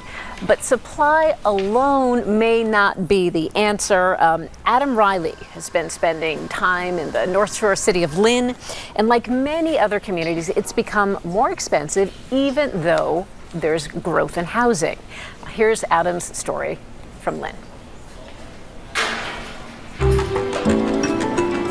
By Boston area standards, the city of Lynn is still somewhat affordable. The median rent for a two-bedroom apartment here is $2,150, compared to $3,000 in Boston proper. For years, that's made Lynn a destination for new immigrants, including many from Central America, like Olga Valiente. Olga left Guatemala after a gang threatened to kidnap her children. She's lived in Lynn for 9 years and in this modest apartment near Lynn Common for 3.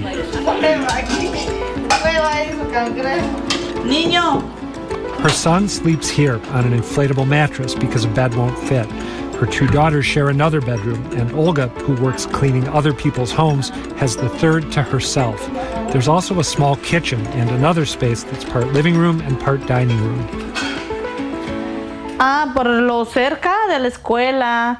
Speaking through an interpreter, Olga says even though their home is small, the location is ideal, near their church, her kids' schools, and their grocery store. What's more, they've been able to pay for it until now. This spring, Olga's landlord told her the rent was increasing from $1,900 to $2,100. That's still below the current median for a Lynn 3-bedroom. But Olga says that for her family, it's just not doable long term. We barely can make it to 1,900. Imagine when I had to pay all that increase. Olga's story raises doubts about the idea that production alone can solve the housing crisis. Development in Lynn is booming, but it's mostly smaller, more expensive units. This new building doesn't have any 3 bedrooms, and 2 bedrooms start at about $3,000. At Lynn City Hall, plans are underway to change that. It's certainly a top priority for our administration, and it's one of the most pressing issues in the city. Lynn Mayor Jared Nicholson is readying a new requirement that developers also create affordable housing on site or elsewhere, including units within reach of Lynn's poorest residents. But the details haven't been unveiled, and Nicholson says it'll be crucial to push hard, but not too hard. You want to set the right balance where you're doing right by the residents who are struggling with affordable housing, doing right by the community, but also continuing to allow investors to make a return. Maybe in a few years, Olga and her family will reap the benefits. But right now, she says she has literally no idea where they'll go if they have to move. I had a conversation with my children, and that's what we always say, where we're going to end up. Probably in the mountains or under the bridge. We don't know where we're going to go because we don't want to have that amount of money to pay the rent. Demasiado difícil. When I talk to them about that, it hurts. It's really hard.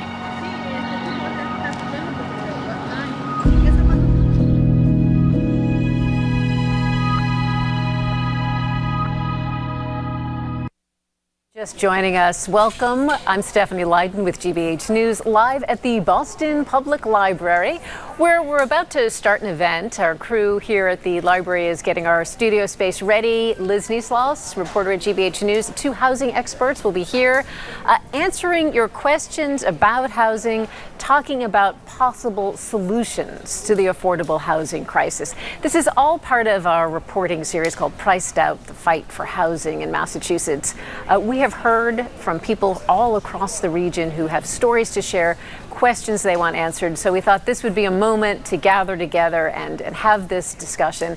And we're thrilled to be here at the library with a live audience. Thank you to you all. I have my back to our live audience. And happy to have you here on YouTube as well. So Liz has been down in the city of Weymouth on the South Shore of Boston, where she met a preschool teacher. And this is a woman who had lived there in the same apartment for 14 years with her family, and she got something in the mailbox that changed her life. She is one of the many people in this region impacted by the rising costs of housing, and here is her story. I teach preschool. I've been doing it since I was 22, and I'm about to celebrate my 40th birthday this year. I don't know who people think get evicted or face homelessness, but I always paid my rent on time, and I'm still in this position. After 14 years in the same home in Weymouth, Kimberly O'Connor and her family got an eviction letter. There was a letter left on the mailbox that was delivered by the sheriff, and it said a no-fault 30-day notice. A no-fault eviction because O'Connor's family had done nothing wrong. At a time when housing prices across the state have hit record highs, their landlord plans to renovate and, says O'Connor, raise the rent nearly 60%. The first thing I start doing is looking at rental prices. Oh, how are we gonna do that? A lot of them are like, you know, $1,000 more than what my current housing costs are. My income is not able to keep up with the prices of things at this time. My first step was to call Quincy Community Action Programs and just ask for help. The first thing I was told was, do not leave your apartment until you have someplace else to go. Do not make yourself voluntarily homeless. I've applied for affordable housing, but the waiting lists are very, very long. Quincy Community Action Programs helped her with first payments, but O'Connor worries about how she'll keep up with monthly rent. We are slated to move into a 2-bedroom that is 788 square feet. So we will be downsizing from a 3-bedroom to a 2-bedroom with the 4 of us. It's gonna run me about $625 more a month for less space. But it's the best I could find and the best I could do. This is was Tessa's room. I've packed up a lot of her stuff. I have to work on taking her bed apart. I don't think it's gonna work in the new place, so it's probably gonna get curbed. I haven't really figured it out yet, but we'll have a roof and walls. I just hit 10,000 steps. But there's some good news. O'Connor's husband Mike got a new job. It should make the rent manageable if they watch expenses. I'm taking it day by day. I'm kind of figuring out the budget, what the utilities are going to look like. You know, in the back of my mind, I'm still thinking about, should I get a part-time job? I'm hopeful that I can swing it for the time being. I'm nervous about the future lease renewals because I know places like this, you know, rent goes up. There are compromises. Daughter Tess will sleep on the living room couch. All right. Still, O'Connor sees it as a reprieve. I just feel lucky that my family has a roof over their head for, you know, the next 12 months. It's one of the scariest things to have housing insecurity. Like, I mean, I just can't explain it. It's just such a scary feeling. It's such a scary feeling. Potential homelessness.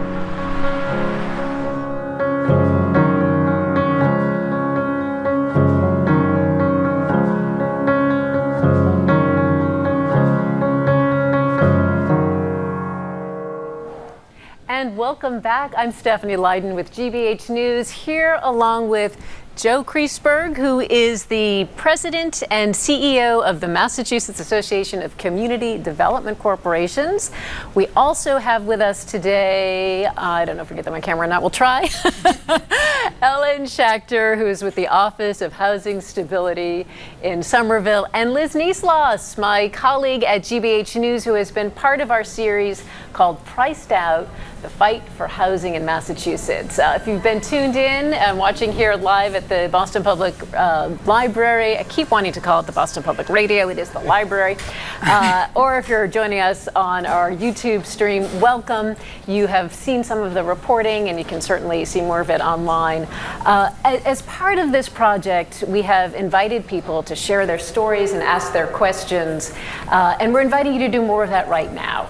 Here at the library, if you would like, there is an area where our producers Annie and Alexi will be, and you can, and you can go on up and write down questions, and they will keep an eye on those. We're also keeping an eye on YouTube, so if you've got a question you're watching on YouTube, you can put that right in the chat.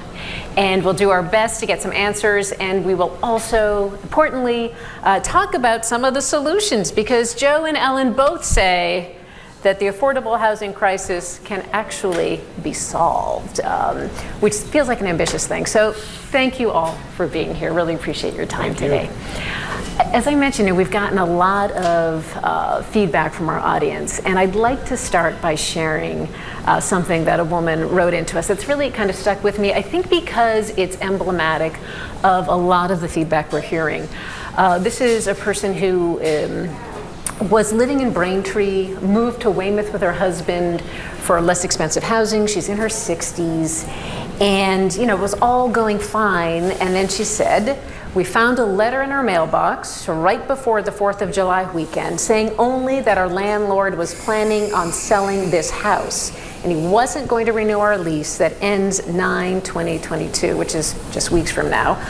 We are so overwhelmed with fear and uncertainty as where and what now.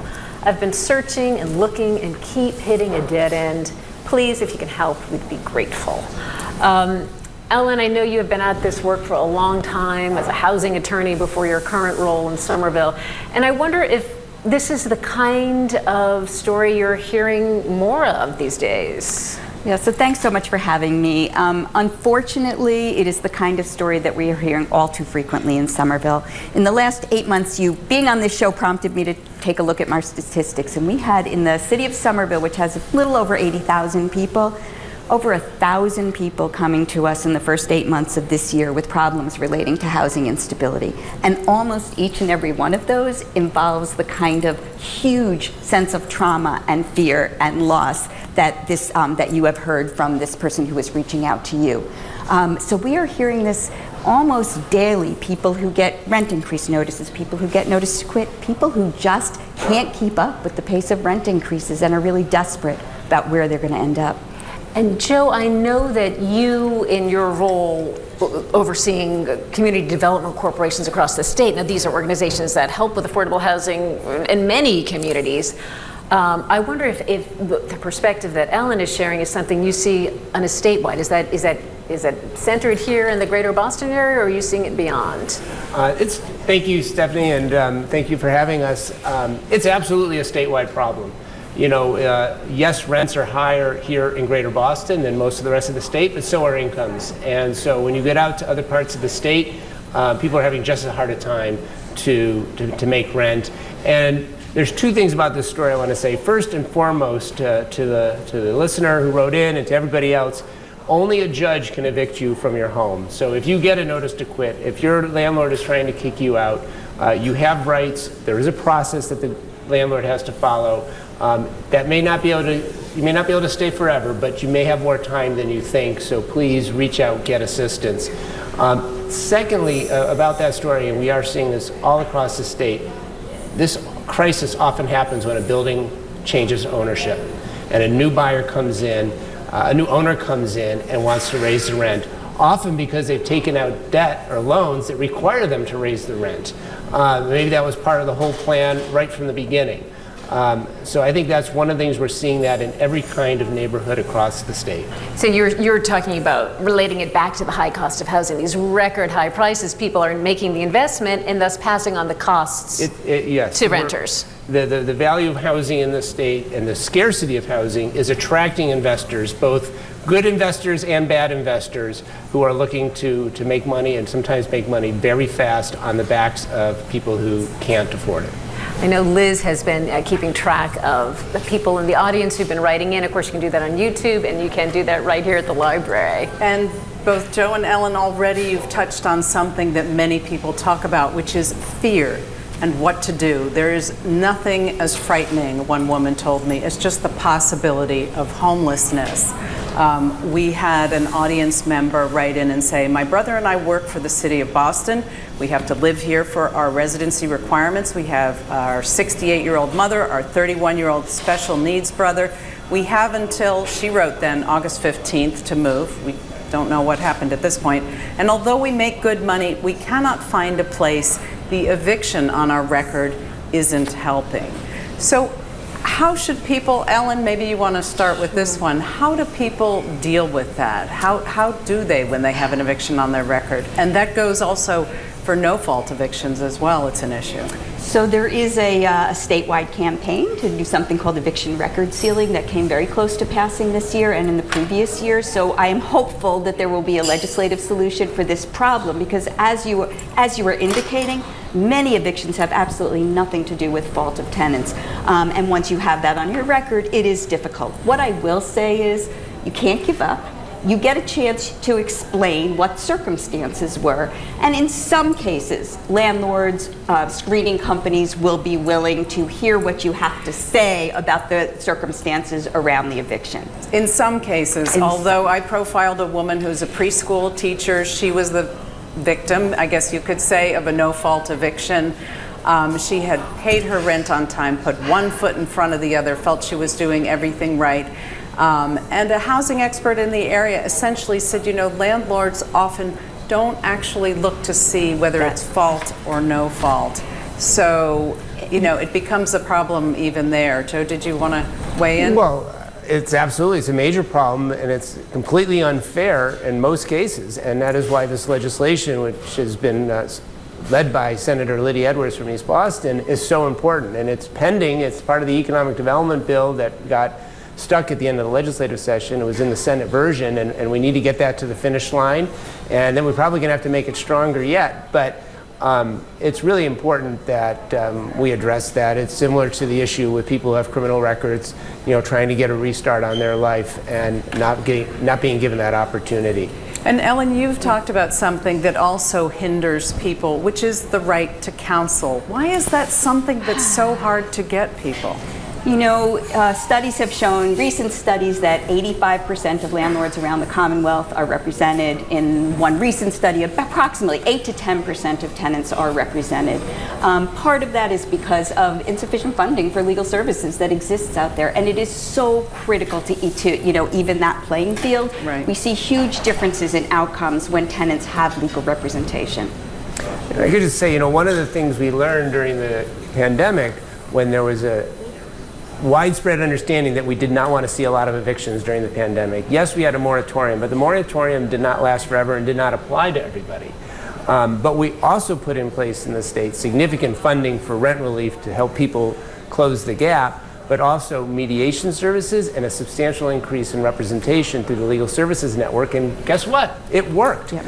We reduced evictions by 90%, I think, for a while, which is extraordinary considering what was going on. So we know what the tools are, and there's no reason we can't have those tools all the time. That being said, as long as there is such an extreme scarcity of housing and housing that's affordable at rents that people of modest means can pay, we're going to see this kind of problem. So, that is something we have to also address. Right.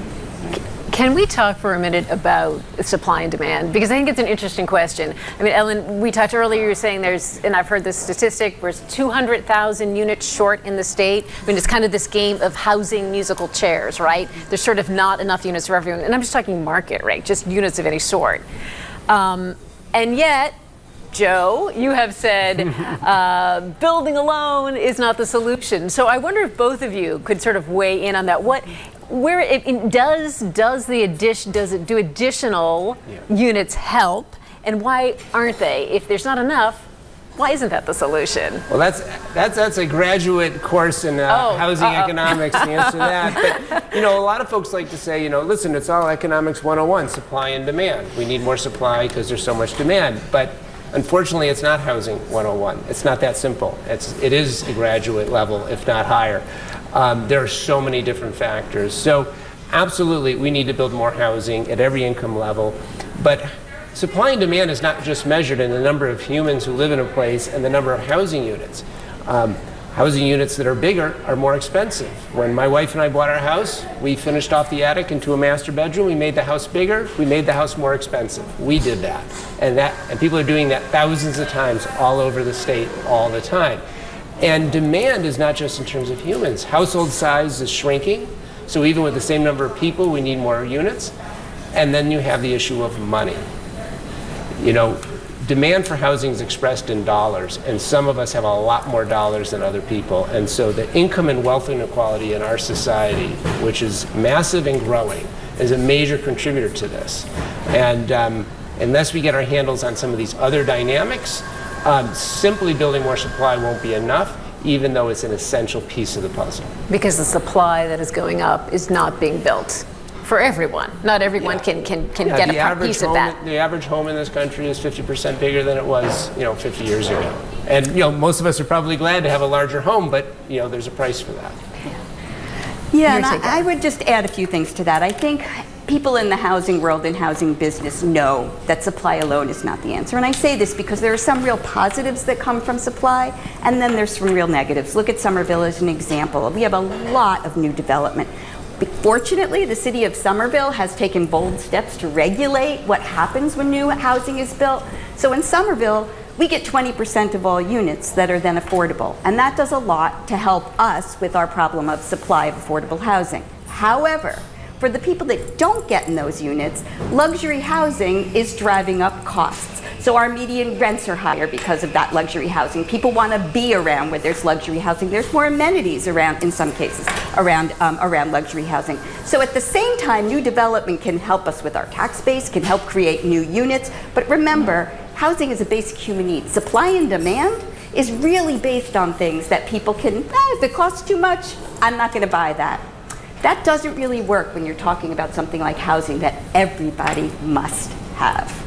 So that's a question that many people have. It's actually doesn't seem to be a new one. Why am I seeing so much luxury housing being built in my area? Joe, do you have a feeling on that? Some of it is labeled luxury housing because it's in a very desirable area. It may not be what we with a pet spa or whatever really makes a luxury house. But why are we seeing so many things that look like luxury housing? Well, a couple of things I would say, and just to build on one of these that Ellen said about new construction, does it help or hurt, and where the same thing can help in some ways and hurt in others.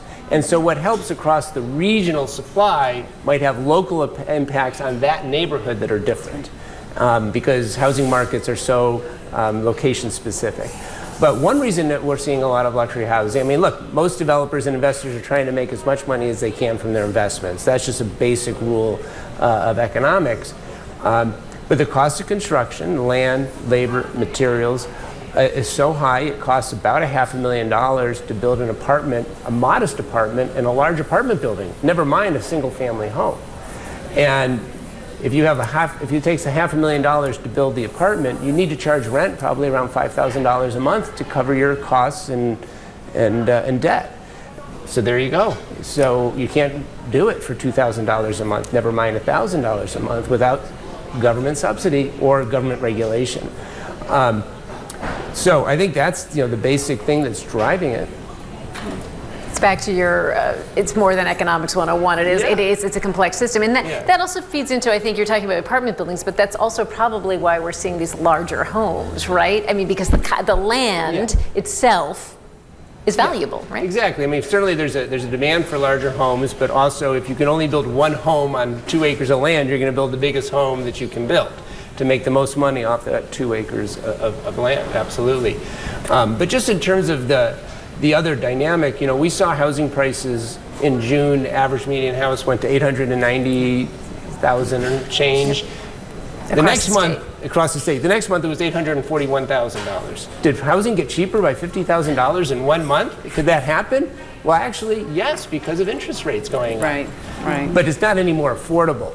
So again, it's just another piece of the pie that as money is constrained, you'll see some reducing in prices. As money becomes more available, you'll see prices skyrocket again. Money is sometimes attached to how many people there are, but it's not just attached to people because we know there are investors from all over the world looking at housing, not as a place to live, but as a place to make money. Right. It's something we want to get into. We want to remind everyone, if you're here at the library, if you've got a question, come on up. We've got Annie and Alexi here. If you'd like to write down the question, they'll feed it to us or give you an opportunity to share it. And if you're joining us on YouTube, you can use the chat function and put your question in there. We're monitoring those. And we have received some questions. I'll throw one out. Let's see. This is from Jay in Roslindale. Those stories, he's, I think, talking about the stories we shared from our Priced Out series, are distressing. One possible plus is that the city and state might collect additional tax to put more resources to housing. Is that happening? Ellen, I think you were getting at this when you said the 20%. Yes, so 20, that's not around taxes, but what that is it's essentially built into our zoning laws, which we have the power to do locally because it is zoning.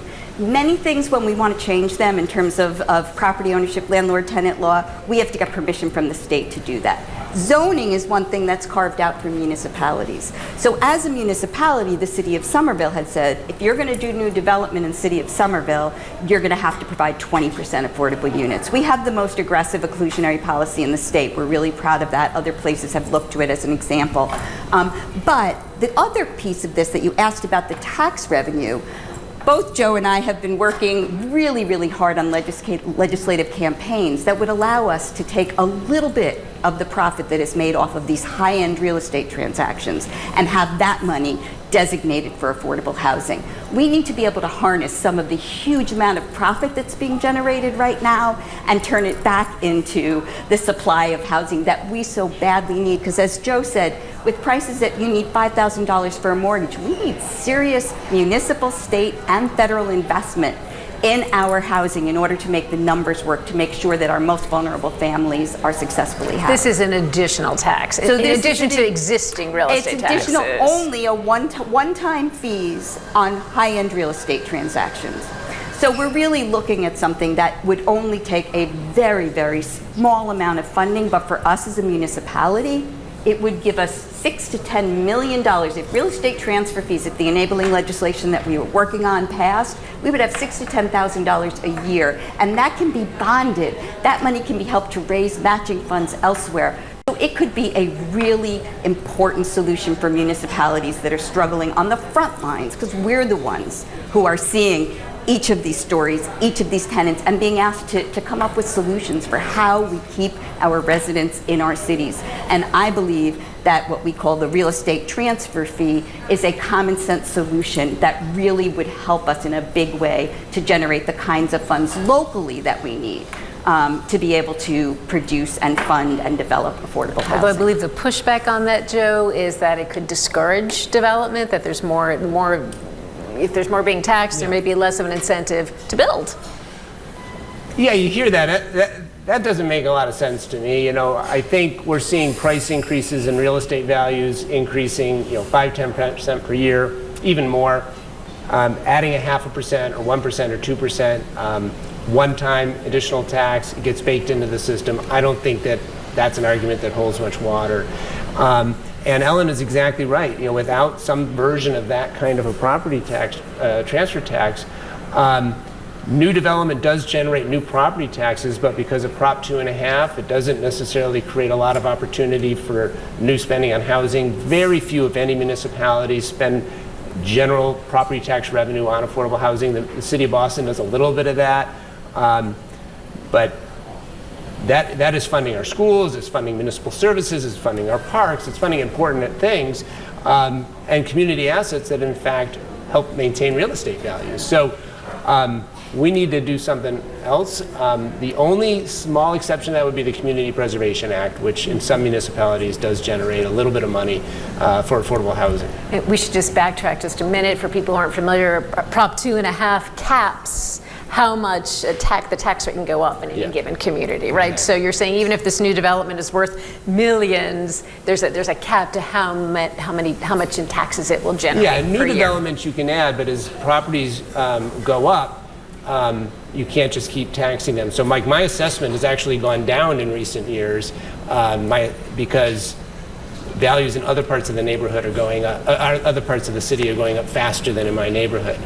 So they have to keep it overall capped. Right, so there's the taxes, and Ellen, what you got at with the inclusionary zoning, that's something separate, just to make that separate clear. Than the real estate transfer. Very generous in Somerville, but not, Joe, it is not a universal thing across the state. Somerville may say, okay, 20% of new units that are built must be affordable. Another community could say, there's no requirement for affordability, absolutely. Right? And we see that, so the City of Boston, the requirement is 13%, although I think Mayor Wu is looking to raise that, and hopefully she will.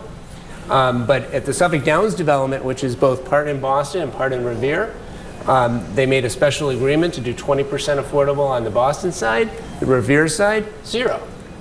Oh, that's fascinating. And explain for people who may, again, not be familiar, Suffolk Downs is a huge parcel of property, a former horse racing track that's going to be as big as the Seaport District in Boston, or somewhat comparable.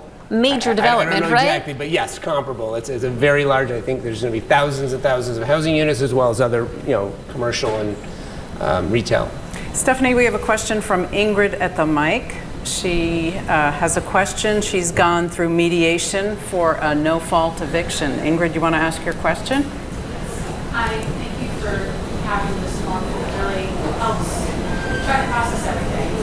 I said if I have gone through mediation for a no-fault eviction and signed a stipulation agreement, is there anything that I can do to get more time? Because it's really difficult to find anything affordable.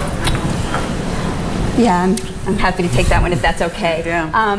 It's difficult once agreements are signed in court, but what I would say is two things. One, if you had a legal services attorney or you had access to an attorney, I would certainly talk to them. Judges are often fairly sympathetic in this climate, and when you go in, as long as you are showing exactly what you're doing to look for housing, that means keeping a housing log, that means being able to tell them why you have not yet found a unit. Judges will often do what they call stay the execution or give additional time to find something. So I would really recommend going for a stay if you need to in court, but also trying to find out what housing search resources there are near you that might be able to help. Sometimes to pay for realtors, sometimes that have lists of affordable units and no landlords. But I would really encourage you to go back into court if you need more time, because oftentimes judges are sympathetic. It's harder when you signed an agreement because sometimes they say, you did this, you do, this is, but it's still worth doing and it still sometimes is successful. Ingrid, thank you so much for asking your question. And I'd like to point out that we are having this event here in Copley Square, downtown Boston. It's at the middle of the afternoon. And we invited all the people who have written into us for our Priced Out series and other people we thought might be interested. And I think it's worth pointing out that many of the people who are facing housing crises, pointed out, A, they can't afford to get here, B, can't afford time off work. I just like to acknowledge that because it just as a kind of a further explanation of how difficult and how pervasive housing issues are in people's lives. So if you are here, you are welcome to come up and talk to Annie and Alexi. They'll get you a card and you can ask your question. And if you're watching us on the YouTube stream, even if it's not live, it will live on YouTube, you can certainly put your questions there and we'll keep an eye on them and try to answer those in ways throughout the course of this Priced Out series. So I just do want to share that. And so, Stephanie, we do have another question from the audience. This is Maria, who's not coming to the mic, but she gives us her question. Given that many office workers won't be coming back to downtown office buildings full-time, is there a possibility for the reuse of those buildings for housing? Joe, you want to take that one? Well, I'll take it. I don't know the answer. Everyone's asking that. And I think, inevitably there's going to be less space occupied as offices. A lot of companies are downsizing even if they're not eliminating the office completely. But converting that to residential is not easy and is not likely to be cheap. I'm not an engineer, I'm not an architect, so I don't want to go where I don't know. But I think that will be a small and slow transformation. So it may sound easier than it actually is. Yeah. Did you want to weigh in? Yeah, I would just add that I think there is a trend towards multi-use, multi-development, right? Commercial, residential, office, and I think we are going to continue to see that happening. Again, got to have regulations, though, that can harness some of that if we want to make it as affordable housing. Got to have those inclusionary rules. Got to have the policies in place that will make that work. Right. I'd like to share a question we received from an audience person in Belmont, Juliet. She wrote in to say, getting back to luxury. Luxury is of way less value to me than affordable rent.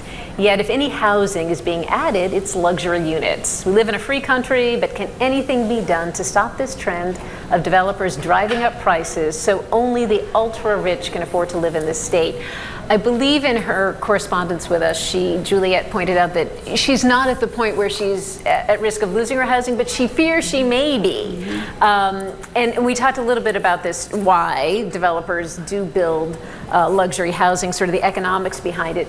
But Joe, I wonder if you could talk a little bit about, especially because this is part of what the community development corporations do, right, is to find housing and create affordable housing. And you actually say, as kind of dire as some of this reporting has been, and it's really a little bit heartbreaking, quite frankly, that there is a silver lining here in terms of affordable housing and in Massachusetts. I mean, it could be worse, and we have some blueprints, right?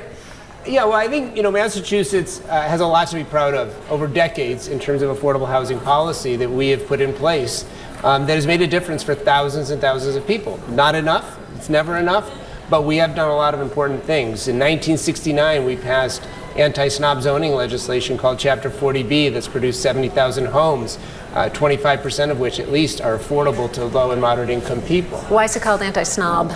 Because it allows multifamily housing development in communities that would otherwise outlaw it and only allow single families. So every municipality in Massachusetts either has to have 10% of their housing stock affordable, and we can get into what that means, or developers are allowed to go into that municipality, override local zoning, and build apartment buildings for people.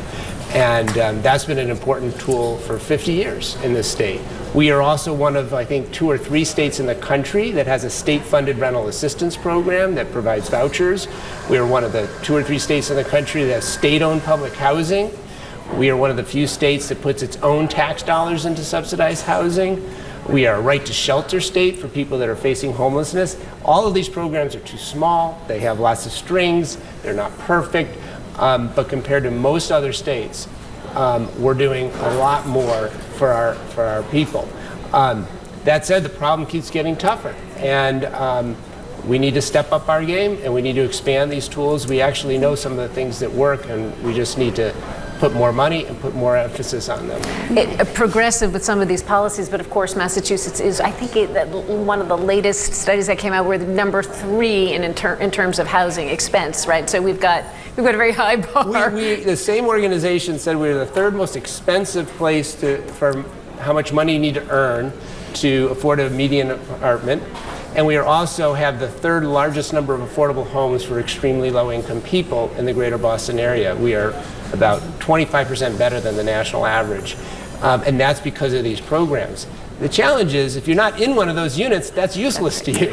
Right. And those units don't turn over very often because people want to keep them. And so you have sort of like 2 housing markets, those who are kind of in the system and those who are locked out. That's right. So, but you mentioned the anti-snob element. That is the intent. So I have to get to another comment we got from a Reddit user. It's about NIMBY, not in my backyard. Why don't more people talk about how NIMBYs are causing the crisis with all their ridiculously restrictive zoning laws? Isn't that the sort of the ultimate wall to all of this, to the zoning? Because when you watch housing battles play out, even the most liberal of residents might be in there defending for reasons of the environment or overcrowding in my school. It comes down to NIMBYism. So I'd say a couple of things. There is also something called the YIMBY movement, right? Which is yes in my backyard. I think as there has been this recognition that NIMBYism has been such a barrier for the development of affordable housing, you've been seeing forces come out to say, how do we reshape this conversation? How do we say that a lot of the fears that people have going into this, our classes will be too crowded, we're going to have more crime, that ultimately so many of those things that people were concerned about don't actually happen once the developments are built, and opposition decreases once they're How do they get addressed? How does YIMBYism happen? So in the first place, right, there has been evidence to show that the school districts are not impacted in the same way, sadly, in some ways, because what Joe says, that we are having a decrease in family size that are coming into properties, right? But also that the levels of violence, the assumptions, people coming at times from the NIMBYism, there are a lot of stereotypes that are built into people's own fear. I don't want to say intentional racism or other things, but it's a fear, right, of having other people that aren't like me, having less parking, having to share with more people. But the YIMBY movement is really recognizing we have a broken system.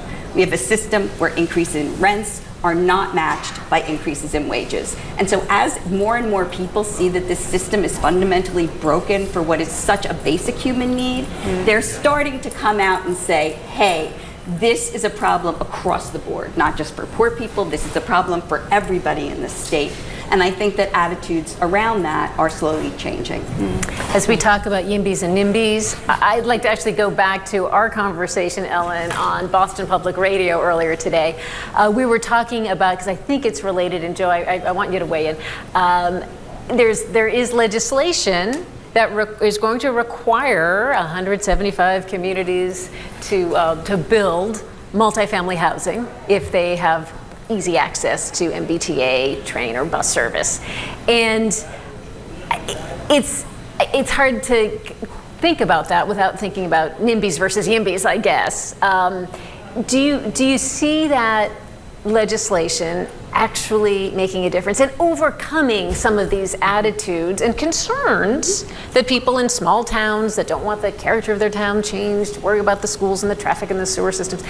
Do you see that legislation kind of making a difference and creating more housing? I think it's a really consequential piece of legislation, and really pleased that it was adopted by the legislature and signed by the governor. I think it will force those 175 municipalities to have a serious conversation with themselves, with each other, about what they want their future to be. That is a good thing. But I think, it shouldn't be that surprising. When you think about where you want to live, the first thing you think about is, what neighborhood or town do I want to live in? Not which house, which neighborhood or town. And you pick that neighborhood or town because you like it. So when you move there, and then somebody proposes to change what you like, it's not surprising that people react to that. And people do that across income streams and across neighborhoods. And I think, we need to have some acknowledgement or respect for that. At the same time, we can't be so parochial that only the people who live within 10 feet of a property have a say in what happens there. Because what happens in Everett, what happens in Worcester affects me here in Boston, and vice versa. So we all have a stake, and we need a process that respects and listens to all those different voices. And I think this legislation is an embodiment of that, because it's saying we as a state, as a community of people, have an interest in what happens in each of these MBTA communities, because we are all investing in the MBTA and investing in the public infrastructure that it represents. So that being said, I think, again, zoning changes take time. This will take time. It doesn't require anything get built. It only changes the zoning, if it even does that, because some towns may resist for a while. And 20 years ago, we passed Chapter 40R, which was a similar attempt to encourage multifamily zoning in transit areas. It resulted in thousands of units, but not tens of thousands of units. Now, it ran into the Great Recession as well. So I think the conversation is really important. I don't think NIMBYs will disappear. They will find other ways to fight, and the cost issues will still be there, we talked about earlier. When it comes to MBTA communities, though, will wealthy towns find ways to just say, because the penalties really are grants and funds that a municipality would have access to, so can't wealthy communities just say, you know what, we can do without that? We don't know that entirely. So yes, I don't think the grants are likely to be sufficient to motivate every municipality. But it's not entirely clear there isn't some opportunity for private legal action. And so we'll have to wait and see, and there could be further legislation as well. One thing that I think Ellen and I were talking about earlier, though, that I do want to underscore is there's no requirement for affordability in these districts. It's allowed, but it's not required. And that's something that disappoints, I think, both of us. I don't want to speak for Ellen, but this was a great opportunity to get more affordable housing near transit. The people who most need the transit are people of low and moderate incomes. And so we're going to have to work at the local level in every single one of those cities and towns to get some affordability into those districts. 175 of them, Joe. There's a lot. I'd like to, because we are unfortunate. I told you this hour would go by fast. You did tell me. I'd like to turn to our audience. We have Brandy at the mic, and she's got a question for Joe. Hi, Brandy. Hello? Hello? I can hear you. We hear you. That's good. So, my name is Dr. Brandy Brooks, and this issue, I'm so glad you're amplifying it today because it's personal for me. My family, when I was in elementary school, we became homeless after our house burned down. Now, as a professional, I am the deputy director at Higher Ground, and some of the work we do is around educational outcomes as well as providing search, placement, and stability for homeless students. And we also provide wraparound services with respect to mental health and behavioral health. But with respect to housing, my question for Joe is, again, we do this work in partnership, as you know, Joe, with BHA, with BPS, with Project Hope, with DSNI, and others. But my question is, would CDCs like yours or others, would they support increasing 10% set aside for affordable units for homeless families with children attending Boston Public Schools? And if so, at what level? Well, thanks for the question, and I think it's really important to talk about the connection between housing security, housing stability, and educational outcomes, because we know that children who are losing their home, moving from place to place, do not do as well in school. And certainly children who are homeless are going to have a hard time excelling in school. So this is a conversation that's been happening for a while about what percentage is the right percentage to put into an affordable housing development of families that have experienced homelessness. Many of those families need services to support them, to help them navigate social networks and so forth. And CDC's, my members are organizations that build affordable housing, but we are not social service agencies that are always well trained and skilled to provide those services and provide those supports. So we need partners and we need ongoing funding to pay for that. So I think with those caveats, I think our members are very interested in serving that population, whether at 10%, 20%, it might vary on the property and it might vary on the organization and their ability to serve that population well. But as you know, for affordable housing, even with subsidies to serve that population, we need ongoing operating dollars, rental vouchers. We need those support services. So, I think that we need to make sure that every child has a stable home so they can succeed in school, and we are not achieving that right now. Ellen, did you want to weigh in? Yeah, is there a second for me to do Absolutely. that? I wanted to say this, thank you so much for raising this question.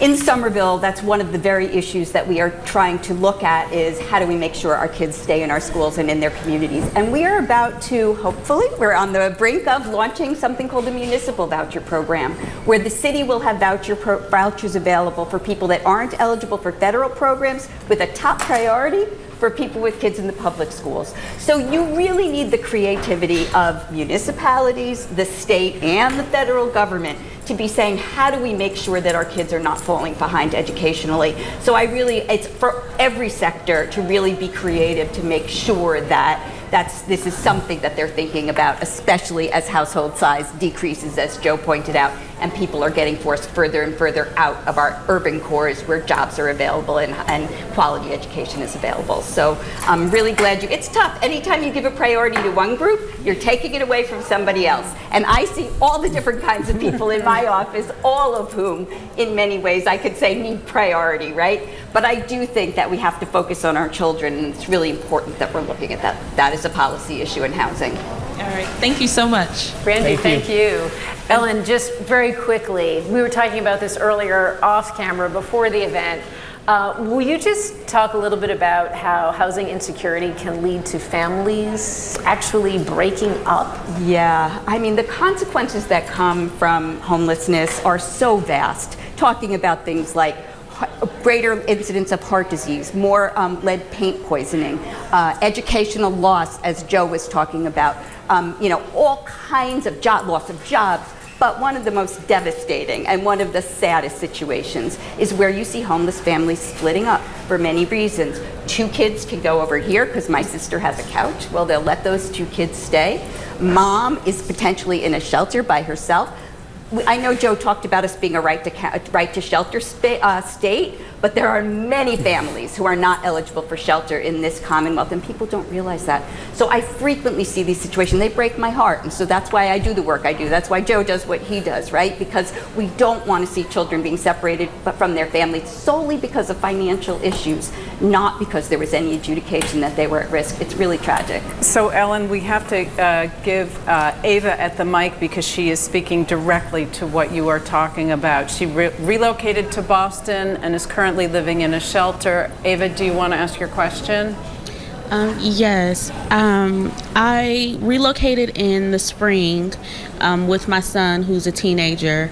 And when I reached out to, I think it was like a homeless coordinator, I was advised that I wasn't eligible for any shelters, specifically family shelters, because my son was a teenager.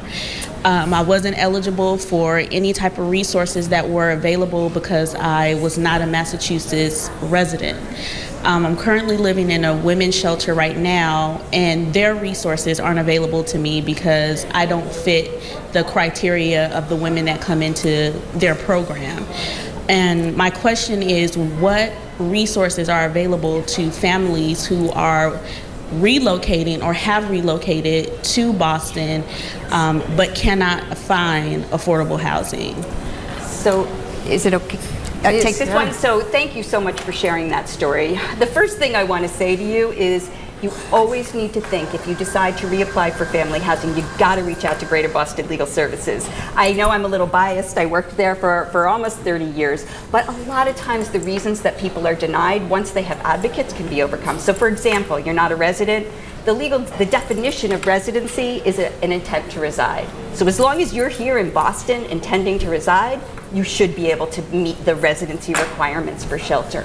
So it's always good to reach out to lawyers when you're seeing something like that. I know that isn't helping you at this moment, but you can always reapply, remember, and really reach out to an advocate. And then the housing world is so complicated, you need to turn to the experts. Please call Boston Office of Housing Stability, ask them for a referral for housing search. I'm sure you have some help in your shelter, but these things get really, really complicated. Even for lawyers, it's complicated how to actually navigate the housing system, and there are so many different rules for each kind of program. So I just urge you to do everything you can to connect to experts. Think about reapplying for family shelter and talking to an attorney to see whether or not you might actually be eligible for shelter. Although, just as a warning, people are getting placed anywhere in the state right now because there is such a high demand at this moment for family shelter. But you got to have faith, you got to keep on working, and you have to connect yourselves to the experts that are available in the field. So definitely Boston Office of Housing Stability, Greater Boston Legal Services are two great examples. They're certainly not the only ones. HomeStart is another excellent agency in Boston that helps with housing search. But make sure that you're able to get to the right people at the right time. The outcomes can be so different. Thank you. Okay, and Ava, you can check with our producers. If you need that number, they can give you that number. I've just given them for Office of Housing Stability, if that helps you. And Joe also wants to weigh in on Ava's question. And I believe that at the bottom of the screen on the YouTube page, you'll be seeing some of these resources. But Joe, to Ava's question. I think Ava's story, and thank you for sharing that, really underscores the core problem, which is we have a scarcity model, which is we have enough affordable housing for 1 out of 4 eligible households, and we have to spend a tremendous amount of time deciding which one gets it and which 3 don't. And we have lots of rules for that, and lots of eligibility requirements, and lots of complicated processes for people to go through and navigate. And the reason we have to have all of that is because we only have 1 for every 4. And making that choice, which one gets it, is a pretty difficult thing to do, and it would be a lot better if we had 4 homes for every 4 families. Really difficult to think about when you look at somebody who is facing this, as the both of you do every day. We have just about a minute or so, 2 minutes. So you get a magic wand, both of you, okay? And you can do something that is going to help address this affordable housing shortage. What, Ellen, do you do? Me first? Okay. The things that I am most committed to, this is obviously really complex, but a couple of things that I would say. One is we've talked about those real estate transfer fees to just increase the funding. We need more funding for affordable housing. We can't build these 4 units unless we have funding to do it. Market isn't working. The second thing I've talked a little bit about already, right to counsel, which means every person should have a right. The judge should tell them they have a right to an attorney because the consequences of eviction can be more extreme than the consequences of criminal prosecution. Somebody gets probation, they're home, they go to counseling. Someone loses their home, that can have spiraling impacts on their family for the next decade. So while there are many solutions, I would point to those 2 as things that are of primary importance to me. Lastly, I would just say we need some form of reasonable rent stabilization. It's happening, a movement around the country. There are 2 whole states that have it. There are more municipalities. We simply can't build our way. There will never be, in my lifetime, enough affordable housing. I'm not convinced we're going to get to that 4. So what that means is we have to keep people in their homes. We can't do this without the kinds of regulations that allow people to stay in place. And we should point out that's a very complicated discussion. It would require legislative approval, right, in order to allow towns and cities to decide if they want to have rent stabilization. Joe, your magic wand would produce what solution? Well, my magic wand would be to somehow deter, detract, push away these investors who are coming into our communities, not just here in Massachusetts, but across the country, and turning homes into financial assets. We have to get a handle on that. As long as housing is just seen as another way to make a buck, we're going to see these problems. And related to that is, people get evicted from homes that exist, not homes that are going to be built in the future. And the affordable housing industry, understandably, is focused on building more housing, which we need. But we need a bigger and better strategy for making sure that existing housing that's reasonably affordable, that's occupied by low and moderate income people, remains such. Rent stabilization is one way. Acquiring these properties, as many of our members and others are trying to do, is another. We had legislation to give tenants the right to purchase their property when it goes on the market. That's another tool. One of the disconnects is that we say we're building new affordable housing, but the folks facing eviction aren't necessarily going to get that housing. So we need to help them more directly. So those would be two things I would say, in addition to what Ellen said. And just your point about landlords, we didn't get to discuss this much, but all landlords aren't the same, right? There's a difference. That's right. Between the mom and pops, perhaps, and the large corporations that are coming in. You see that in the eviction data, you see that in the rent increase data. It's a very consistent story. So one of the big changes in our housing market is who owns property, and it is having vast ripple effects. Liz Neisloss and our colleagues at GBH News are going to be very busy parsing out many of these ideas and questions and comments. This has really been an extraordinary discussion. Ellen Shachter from the Somerville Office of Housing Stability, Joe Kriesberg from the Massachusetts Association of Community Development Corporations. We're just so grateful for your time, your insights, and your thoughts on actually, hopefully, at least easing this crisis. So thanks so much. Thanks for having us. And thank you to everyone who's joined us here at the library and who's... And Stephanie, we should say that people can follow the reporting further on the website, which is gbhnews.org/news/priced out if you want to see more of our stories. And we're just thankful to everyone who has shared their thoughts and their questions with us. And you can continue to do that right on our website. Thanks so much for joining us today. Have a great afternoon.